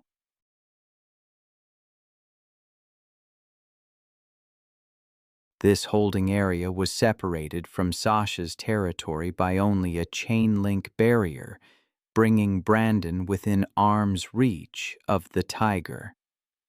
Brandon began posing for his camera, mounted on a tripod and set to take photos automatically. His fatal mistake was crouching down next to the barrier and extending his hand toward Sasha, believing his confidence would demonstrate dominance. The tiger's ears flattened, her tail twitching. Sasha's attack was swift and devastating. The moment Brandon moved to adjust his pose, the tiger's hunting instincts activated. She launched herself at the barrier with tremendous power, her paws striking the chain-link fencing as her claws found purchase on Brandon's extended arm. Her incredible strength pulled Brandon against the barrier, her powerful jaws snapping at him through the fencing. The tiger's claws raked across Brandon's arm and shoulder, opening deep gashes that immediately began bleeding. Her grip prevented any retreat. The ranch owner rushed to intervene, using emergency protocols to distract Sasha and force her to release Brandon. But the tiger's claws had already caused catastrophic damage, severing major arteries and causing massive blood loss.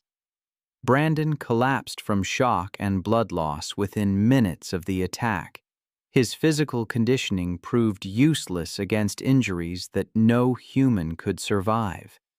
I've seen firsthand how quickly things can go wrong when animals are involved.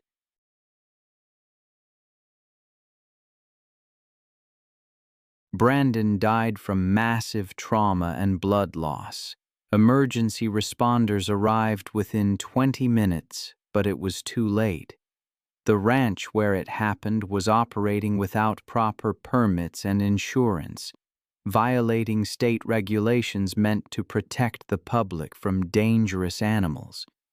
Sasha, the animal involved, was moved to a sanctuary.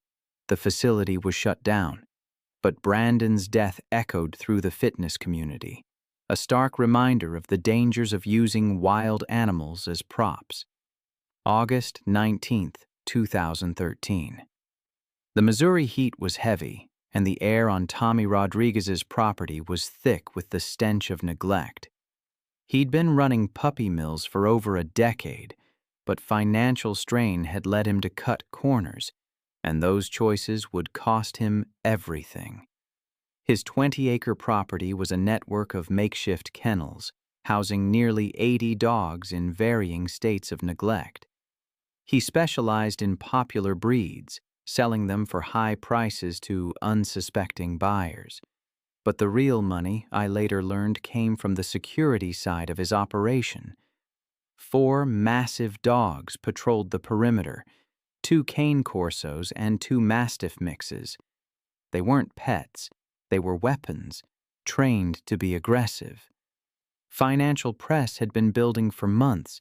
Veterinary bills, feed costs, and facility maintenance had eaten into his profits. He'd been cutting back on everything: food, medical care, even basic maintenance. The guard dogs, once fed premium meat, were now getting scraps.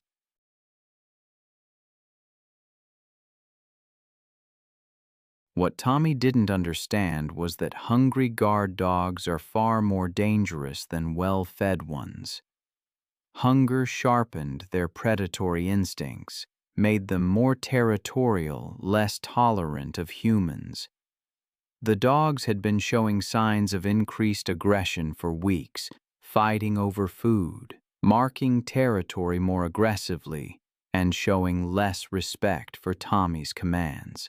A smart operator would have recognized the warning signs, but Tommy was desperate, distracted, and dangerously overconfident.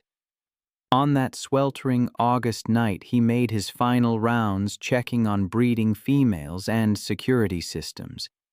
It was past midnight, and the Missouri countryside was silent except for distant barking and the hum of inadequate ventilation fans. He carried a flashlight and a metal rod, but his mind was on financial calculations, not the danger lurking in the shadows. The guard dogs had been without food for 3 days, not by design, but because Tommy had been too busy dealing with a sick litter to maintain their feeding schedule. Their hunger had reached a critical point. They were no longer guard dogs. They were predators looking for their next meal. Tommy's mistake was approaching the area where he kept the guard dogs without proper precautions. Normally, he would have fed them first, but exhaustion had made him careless, and he walked directly into their domain with nothing but a flashlight and false confidence. The attack began when Brutus, the larger cane corso, emerged from the shadows.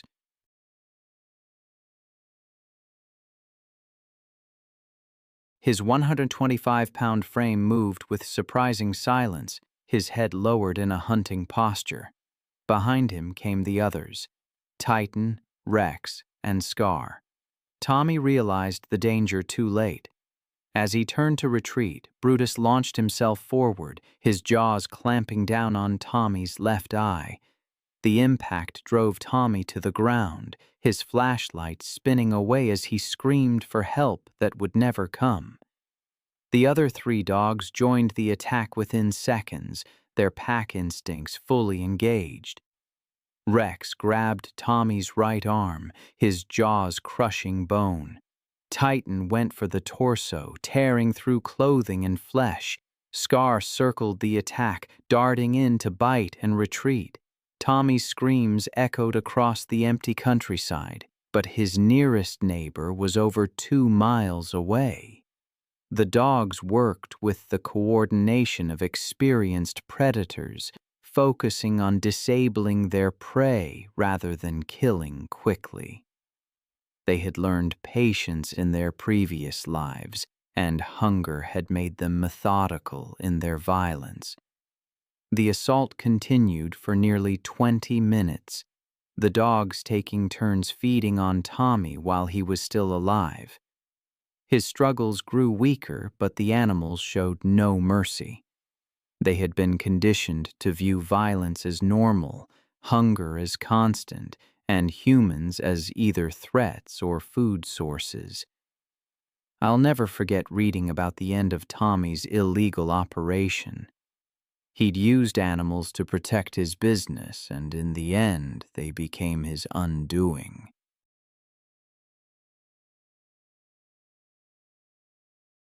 It's a dark irony that their hunger and desperation turned them into the monsters he tried to create. Tommy's body lay broken near the feeding area, partially consumed. The guard dogs, temporarily sated, retreated. For 3 weeks, his remains went undiscovered, providing sustenance for the very animals he exploited. Meanwhile, other dogs, trapped in kennels, starved. The stench of death eventually drew the attention of authorities investigating animal cruelty reports. What sheriff's deputies found was a scene of unimaginable horror. Tommy's remains were scattered. Dozens of dogs were dead or dying. The 4 guard dogs, aggressive toward the officers, were shot on sight. The investigation revealed the full scope of Tommy's operation: breeding females in deplorable conditions, puppies dying from disease, financial records showing sick animals sold across state lines. The surviving dogs, in terrible health and aggressively conditioned, were euthanized. Tommy's death ended one of Missouri's largest illegal puppy mills, but the cost was immense. Then, on August 22, 2014, in the exclusive Cypress Point community on the edge of the Florida Everglades, the intense summer heat shimmered. This gated development, built on reclaimed wetlands with artificial lakes, was a pinnacle of luxury. Roberto Mendez, a 35-year-old landscaper, worked alone maintaining the grounds. Roberto had built his landscaping company from nothing, starting with a single lawn mower.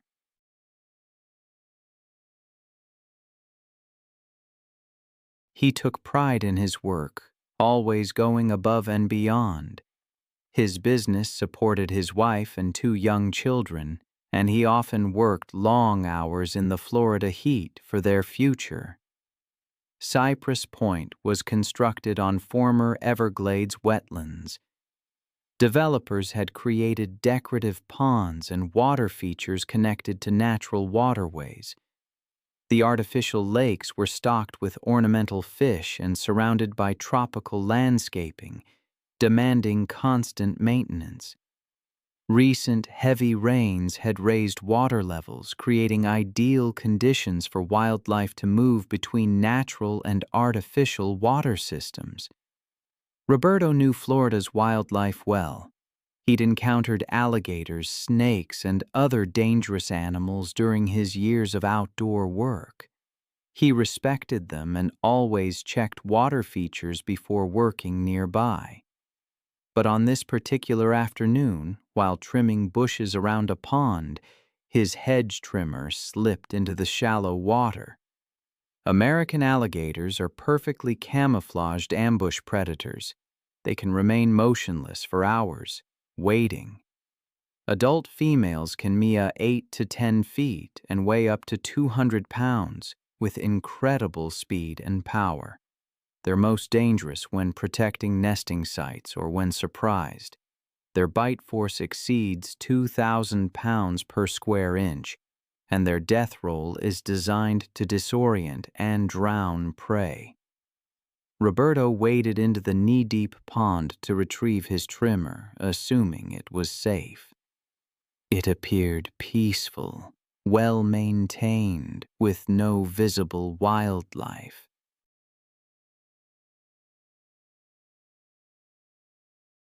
He'd worked around similar features hundreds of times without incident. The attack came the moment his feet touched the muddy bottom. A 10-foot female alligator hidden among the vegetation exploded into action, clamping her jaws on Roberto's right leg with devastating force. The bite fractured his tibia and fibula, while her teeth punctured arteries and muscle. The alligator immediately initiated her signature death roll, spinning rapidly while maintaining her crushing grip. The violent rotation pulled Roberto into the deeper center of the pond. His desperate attempts to break free only triggered the alligator's instincts to bite harder and roll more aggressively. Roberto's screams echoed across the manicured grounds as the alligator continued her relentless death roll. The spinning dislocated Roberto's knee and hip, causing massive internal bleeding and tissue damage. The pond's clear water turned red as his struggles weakened. A homeowner, hearing the cries, rushed to investigate. I've spent years studying apex predators, but some stories still haunt me. The waters around Neptune Islands, off the coast of South Australia, are home to some of the largest great white sharks on Earth. Apex predators that have ruled these seas for over 400 million years. I've read accounts of these magnificent hunters reaching lengths of over 20 feet and weights exceeding 4,000 pounds, with massive triangular heads housing rows of razor-sharp, serrated teeth.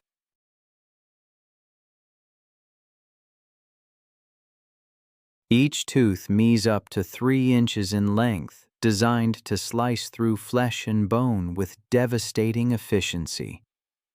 One incident in particular stays with me. It was March 22, 2017, when Tara Whitfield arrived at the Neptune Islands, one of the world's premier great white shark diving destinations. The remote rocky outcrops jutted from the Southern Ocean, surrounded by crystal-clear waters that plunged to depths of over 200 feet. These nutrient-rich waters served as a natural highway for migrating great whites, drawing the massive predators to hunt the abundant seal colonies. Tara Whitfield, a 38-year-old marine biology graduate student from Los Angeles, had booked the most expensive shark cage diving package available and immediately began making unreasonable demands. Known for her entitled attitude and belief that money could buy her anything, she had already berated Captain Steve Morrison and marine biologist Dr. Lisa Chen multiple times during the morning briefing.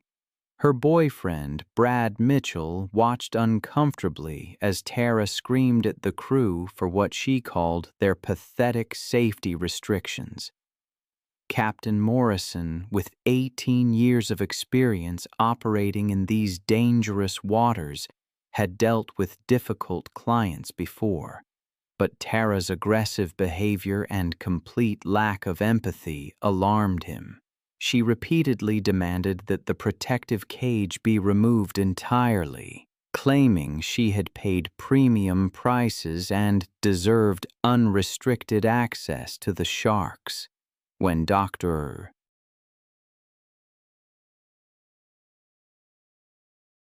Lisa Chen attempted to explain the life-threatening dangers, Tara dismissed her as an incompetent employee who was clearly jealous of successful people.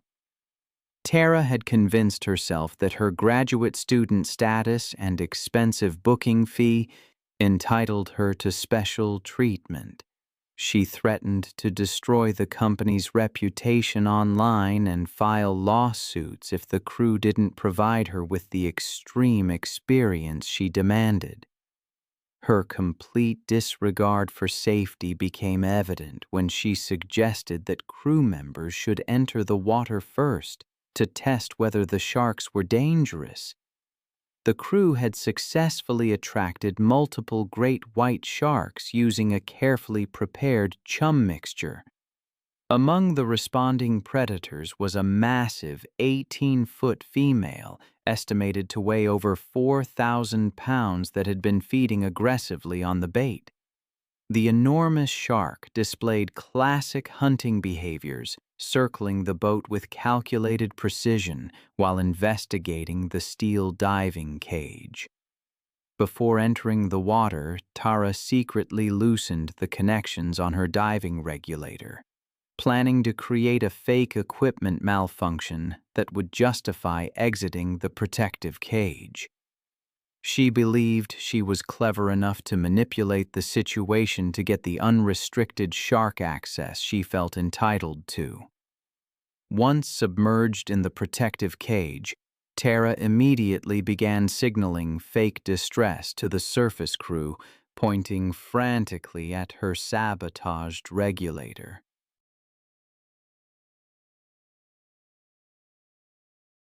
Captain Morrison initiated emergency procedures to bring her to the surface, but instead of ascending, Tara swam away from the cage toward the feeding sharks, believing her superior intelligence made her invulnerable.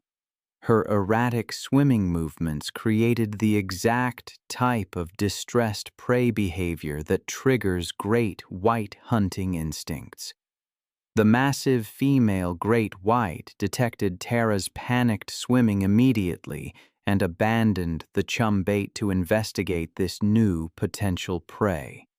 The enormous predator approached from below at speeds exceeding 25 miles per hour. The shark's assault was swift and devastating. Rising from the depths like a living torpedo, the great white struck Tara from below with tremendous force, its massive jaws opening to reveal rows of gleaming, serrated teeth. The impact drove Tara upward as the shark's jaws clamped down around her torso with bone-crushing press. The razor-sharp teeth sliced through her wetsuit and deep into her chest and abdomen. The crushing bite force of 4,000 pounds per square inch shattered Tara's rib cage instantly, puncturing both lungs and severing major blood vessels throughout her torso.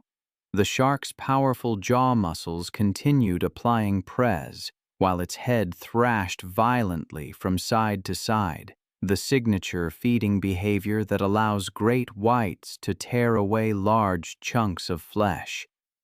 The violent shaking motion severed Tara's body at the waist, separating her upper and lower torso.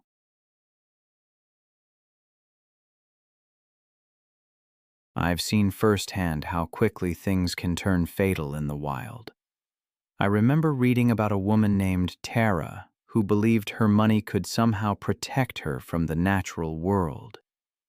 She was wrong. She died within seconds, the water around her turning red, a stark reminder that some forces simply can't be controlled. Her story led to stricter regulations for shark cage diving, a small consolation for such a tragic loss. Now let me tell you about Harold Thompson. It was a hot day in Alabama, March 22, 2015. The sun beat down on his 5 acres, the sounds of barking dogs echoing across the red dirt. Hank, as everyone called him, was 71 then, moving a bit slower than he used to, but still with that confident air that comes from 2 decades of breeding dogs. He and his wife Martha had built everything from the ground up, specializing in Rottweilers and German Shepherds. What started as a hobby had become a modest business, with several breeding females and males producing litters they sold across the southeast. But age, as it often does, had brought a certain carelessness.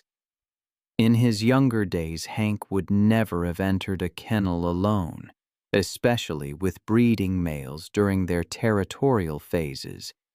He knew what those dogs were capable of, the sheer power in their jaws, the speed of their attacks. But experience had, perhaps, bred overconfidence. The centerpiece of their operation was Brutus, a 130-pound Rottweiler.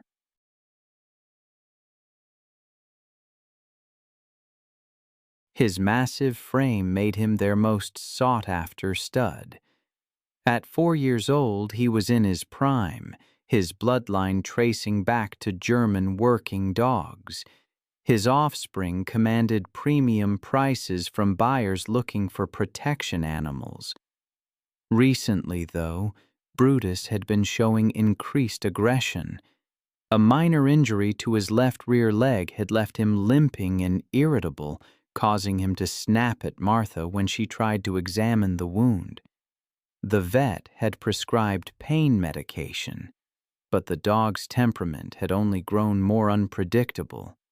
Martha had voiced her concerns about Hank working alone with Brutus, especially given the dog's recent mood changes. But Hank dismissed her worries, stubborn in his confidence. He'd raised Brutus from a puppy and believed their bond was unbreakable. On that March afternoon, Martha had driven into town for supplies, leaving Hank alone with the dogs. The kennels needed cleaning, the water bowls required filling, work Hank had done thousands of times before. Brutus watched from his kennel as Hank approached, his dark eyes tracking every movement with an intensity that should have served as a warning. The animal was panting heavily, despite the shade, his injured leg causing him to shift uncomfortably. Pain, I've learned, has a way of making even the most docile animals unpredictable. And Brutus was far from docile. Hank unlocked the kennel gate and stepped inside, bucket in hand, his attention focused on the dirty water bowl in the corner.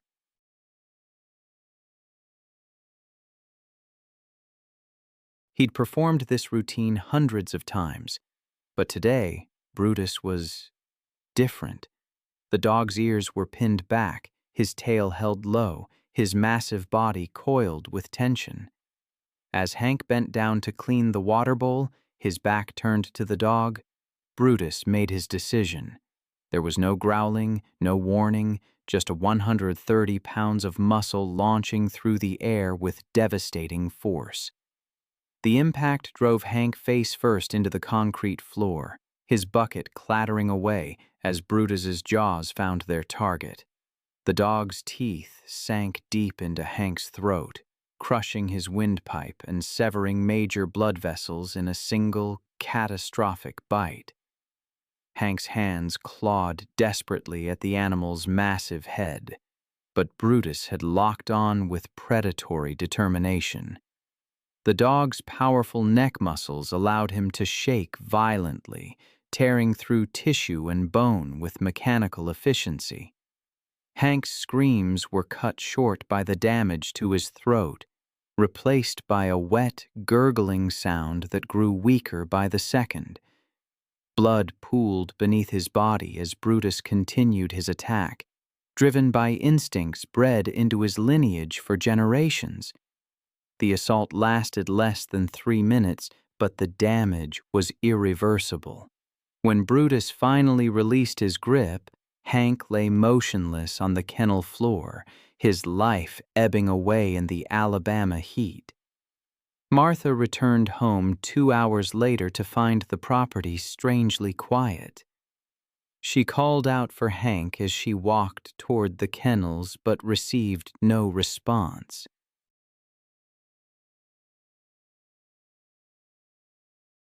When she rounded the corner and saw Brutus standing guard over her husband's body, the full horror became clear.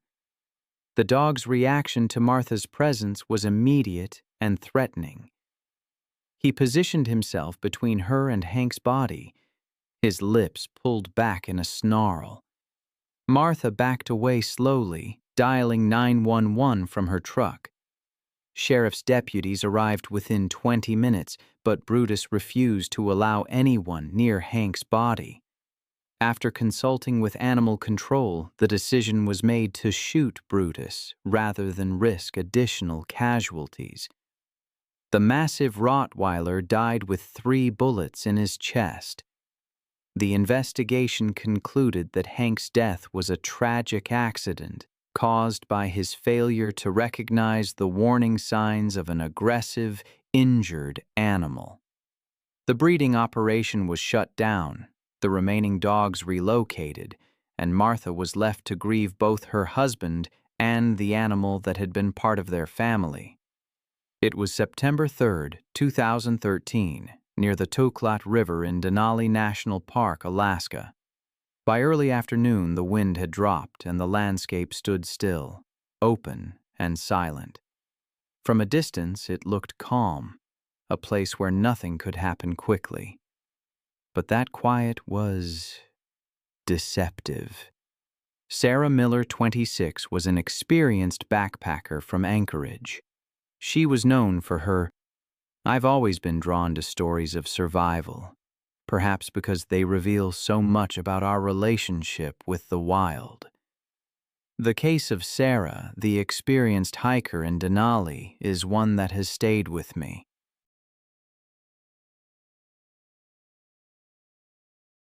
She ventured into the Alaskan backcountry near the Tlat River during the caribou migration, a time when wolves were known to trail the herds. She wasn't naive. She carried bear spray, a GPS beacon, and ample supplies. Solo travel was her norm. She meticulously planned her route, timed to coincide with the caribou migration, relying on her skills above all else. Rangers later mentioned she inquired about wolf activity, but showed no alarm at increased sightings. To Sarah, it was simply part of the environment. The wolves in that area typically weighed between 70 and 100 pounds. They were built for stamina and speed, capable of covering vast distances, and possessed a bite strong enough to crush bone.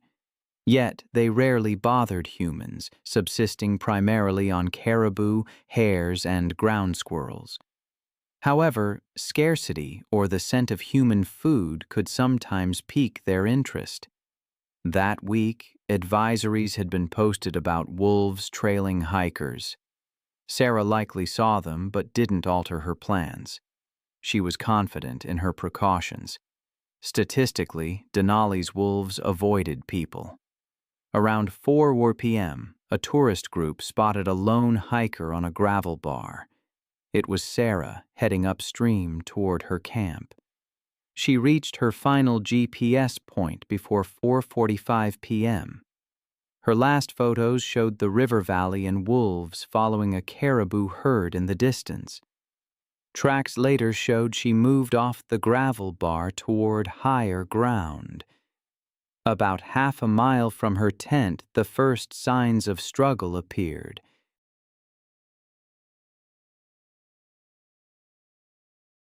Her GPS recorded erratic movement, rapid loops, then a sudden stop. Investigators pieced together what happened. The wolves had diverted toward her after the caribou passed. Sarah likely saw them and deployed her bear spray, but the wind shifted, causing blowback. It worked briefly, pushing the wolves back about 20 feet, but the scent faded. They circled again, emboldened.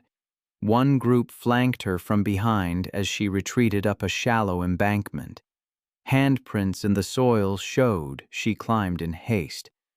Blood marks began at the top. A wolf likely lunged, grabbing her backpack or arm. The straps tore, consistent with a pulling force. A second wolf joined, biting her thigh. She fought back.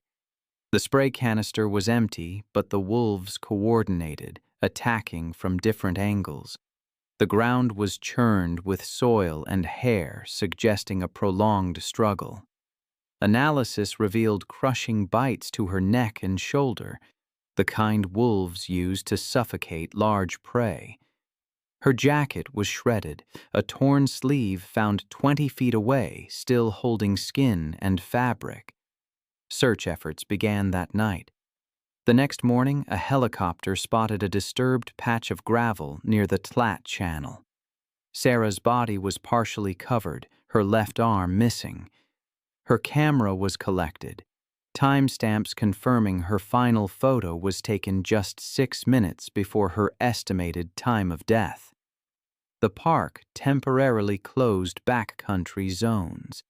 Genetic sampling identified the wolves as belonging to the Tolat pack.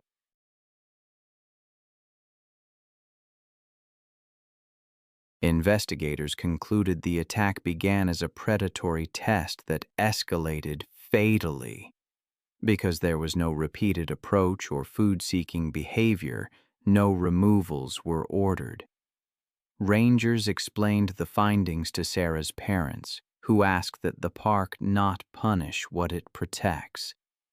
I've seen the aftermath of alligator attacks, the grim reports, the statistics. But nothing prepared me for the details of what happened to Monica that day. She had apparently boasted that her legal background made her superior to the swamp guide, Tommy. She even threatened lawsuits when he tried to enforce basic safety protocols. Park Ranger Sarah Kim tried to warn her about alligator nesting season, but Monica dismissed it all as government overreach. The timing was terrible. It was peak alligator breeding season, when the males are incredibly aggressive, protecting their nesting areas. Park officials usually restrict access then, posting warning signs everywhere. These American alligators are apex predators. Adult males can reach 14 feet and weigh over 1,000 pounds. Their bite force is one of the strongest in the animal kingdom, capable of over 3,000 pounds per square inch. They have 74 to 80 razor-sharp teeth, designed for gripping and crushing. They can stay still for hours, then explode into action. Tommy repeatedly warned everyone to stay within the designated channels because of the nesting season.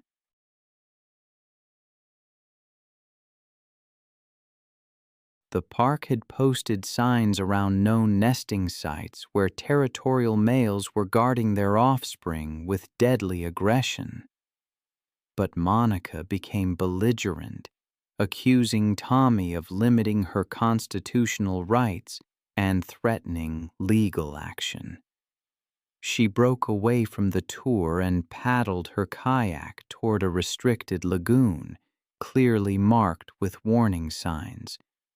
She wanted to investigate what she thought was interesting wildlife activity, claiming she had a right to explore any area of the national park as a tax-paying citizen. That lagoon was a primary nesting area for a massive 12-foot bull alligator who had been defending his territory for 3 weeks. The 800-pound reptile had already driven off smaller males. Monica's kayak triggered his most aggressive instincts. He detected the vibrations from her paddle strokes almost instantly. He had been resting motionless beneath the surface, camouflaged among the vegetation. The attack was swift. The 800-pound predator launched itself from the water, its jaws clamping down on the front of her kayak. The impact capsized her instantly, throwing her into the murky water right in front of the enraged reptile. As Monica struggled, disoriented and panicked, the alligator saw her as a threat to his nesting territory. His jaws found her torso, his teeth puncturing her life jacket, going deep into her chest and abdomen. The crushing bite shattered ribs, punctured lungs, and severed major blood vessels.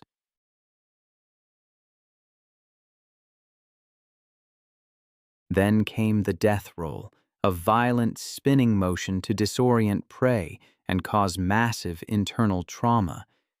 The reptile rotated rapidly, spinning Monica's body while maintaining its crushing grip. The violent rotation tore muscles and caused catastrophic internal injuries.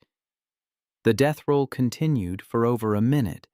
Her punctured lungs filled with water, and the crushing press prevented her from breathing. Her shattered ribs were ground against each other, causing more internal bleeding. The combination of trauma, drowning, and blood loss was fatal within minutes. Monica's struggles ceased as the alligator continued its death roll. The reptile released her lifeless body, which floated to the surface. Tommy radioed for help, but rescue teams couldn't reach the remote lagoon in time. It was May 14, 2017. The ancient mountains of Great Smoky Mountains National Park rose above the Tennessee landscape, their peaks shrouded in mist. It was a late spring afternoon, perfect for hiking. Golden sunlight filtered through the oak, maple, and hickory trees, and wildflowers carpeted the forest floor. Sarah Johnson, a 29-year-old registered nurse from Atlanta, was on a weekend hiking trip with her fiancé, Tom. They were exploring the park's trails and taking photos to celebrate their engagement. Sarah loved nature photography. Her medical background gave her a practical understanding of emergencies, but she had limited experience with dangerous wildlife.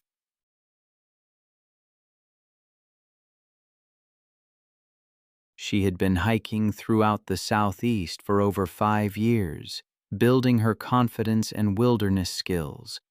She worked long shifts at a busy trauma center, and these mountain getaways provided essential stress relief. That afternoon, Sarah and Tom were hiking through a remote alpine meadow when they saw something extraordinary. 2 black bear cubs playing in the tall grass, their mother nowhere in sight. Sarah knew this was a once-in-a-lifetime photo opportunity. Black bears are North America's most common bear species, but I've learned that a mother bear with cubs is exponentially more aggressive than a solitary one. They will attack without warning to defend their young, seeing any human presence as a mortal threat. These mothers possess incredible strength and speed, capable of running up to 30 km/h through dense forest. It's a sobering reminder of the raw power of nature and the importance of respect. I recently came across a tragic story that illustrates this perfectly. A woman named Sarah was on an engagement trip with her fiancé, Tom, and they were hiking in an area known for its bear population. This trip, meant to create incredible memories, took a devastating turn. Sarah began photographing some adorable cubs from what she thought was a safe distance. Her excitement at capturing such rare footage led her to gradually move closer for better shots.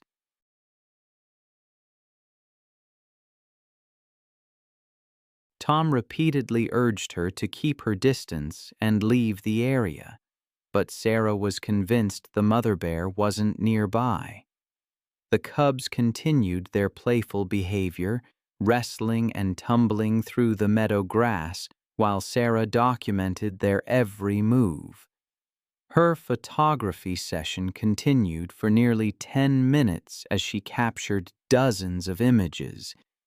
Sarah's fatal mistake, as I understand it, was positioning herself between the cubs and their natural escape route to the forest edge. As she moved to get a better angle, she unknowingly blocked the path the cubs would take to reach safety if threatened. This triggered the protective instincts of their mother, who had been watching from the tree line. The mother bear's charge from the forest was swift and terrifying. The 200-pound female covered the distance to Sarah's position in seconds, her powerful legs propelling her massive frame with surprising speed. Her territorial fury focused entirely on eliminating the perceived threat to her cubs.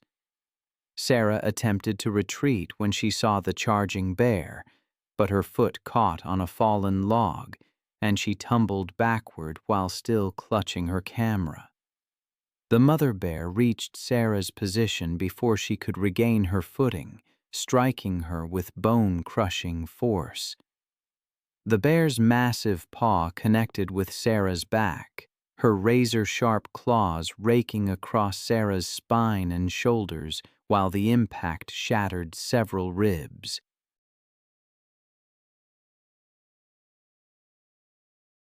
Sarah's camera flew from her grip as the bear's enormous weight pinned her to the ground, her attempts to call for help silenced by the crushing press on her chest. The mother bear's powerful jaws clamped down on Sarah's neck, her crushing bite force fracturing vertebrae and severing vital arteries. The bear's protective instincts drove her to continue the assault until she was certain the threat to her cubs had been completely eliminated. Within minutes, Sarah's movement ceased as the mother bear's brutal assault proved fatal. The protective mother remained near Sarah's body for several more minutes, ensuring the threat was neutralized before gathering her cubs and disappearing into the dense forest. Park rangers arrived over an hour later in response to Tom's emergency call, but Sarah was already dead from massive trauma. The bear family was tracked but left undisturbed as wildlife officials determined the mother had been acting within normal protective behavioral patterns when defending her young. Sarah's death devastated the hiking community and prompted enhanced educational programs about wildlife safety and proper distance protocols. Her family established a foundation promoting wilderness safety education, ensuring her passion for conservation would continue through enhanced protection for both wildlife and outdoor enthusiasts.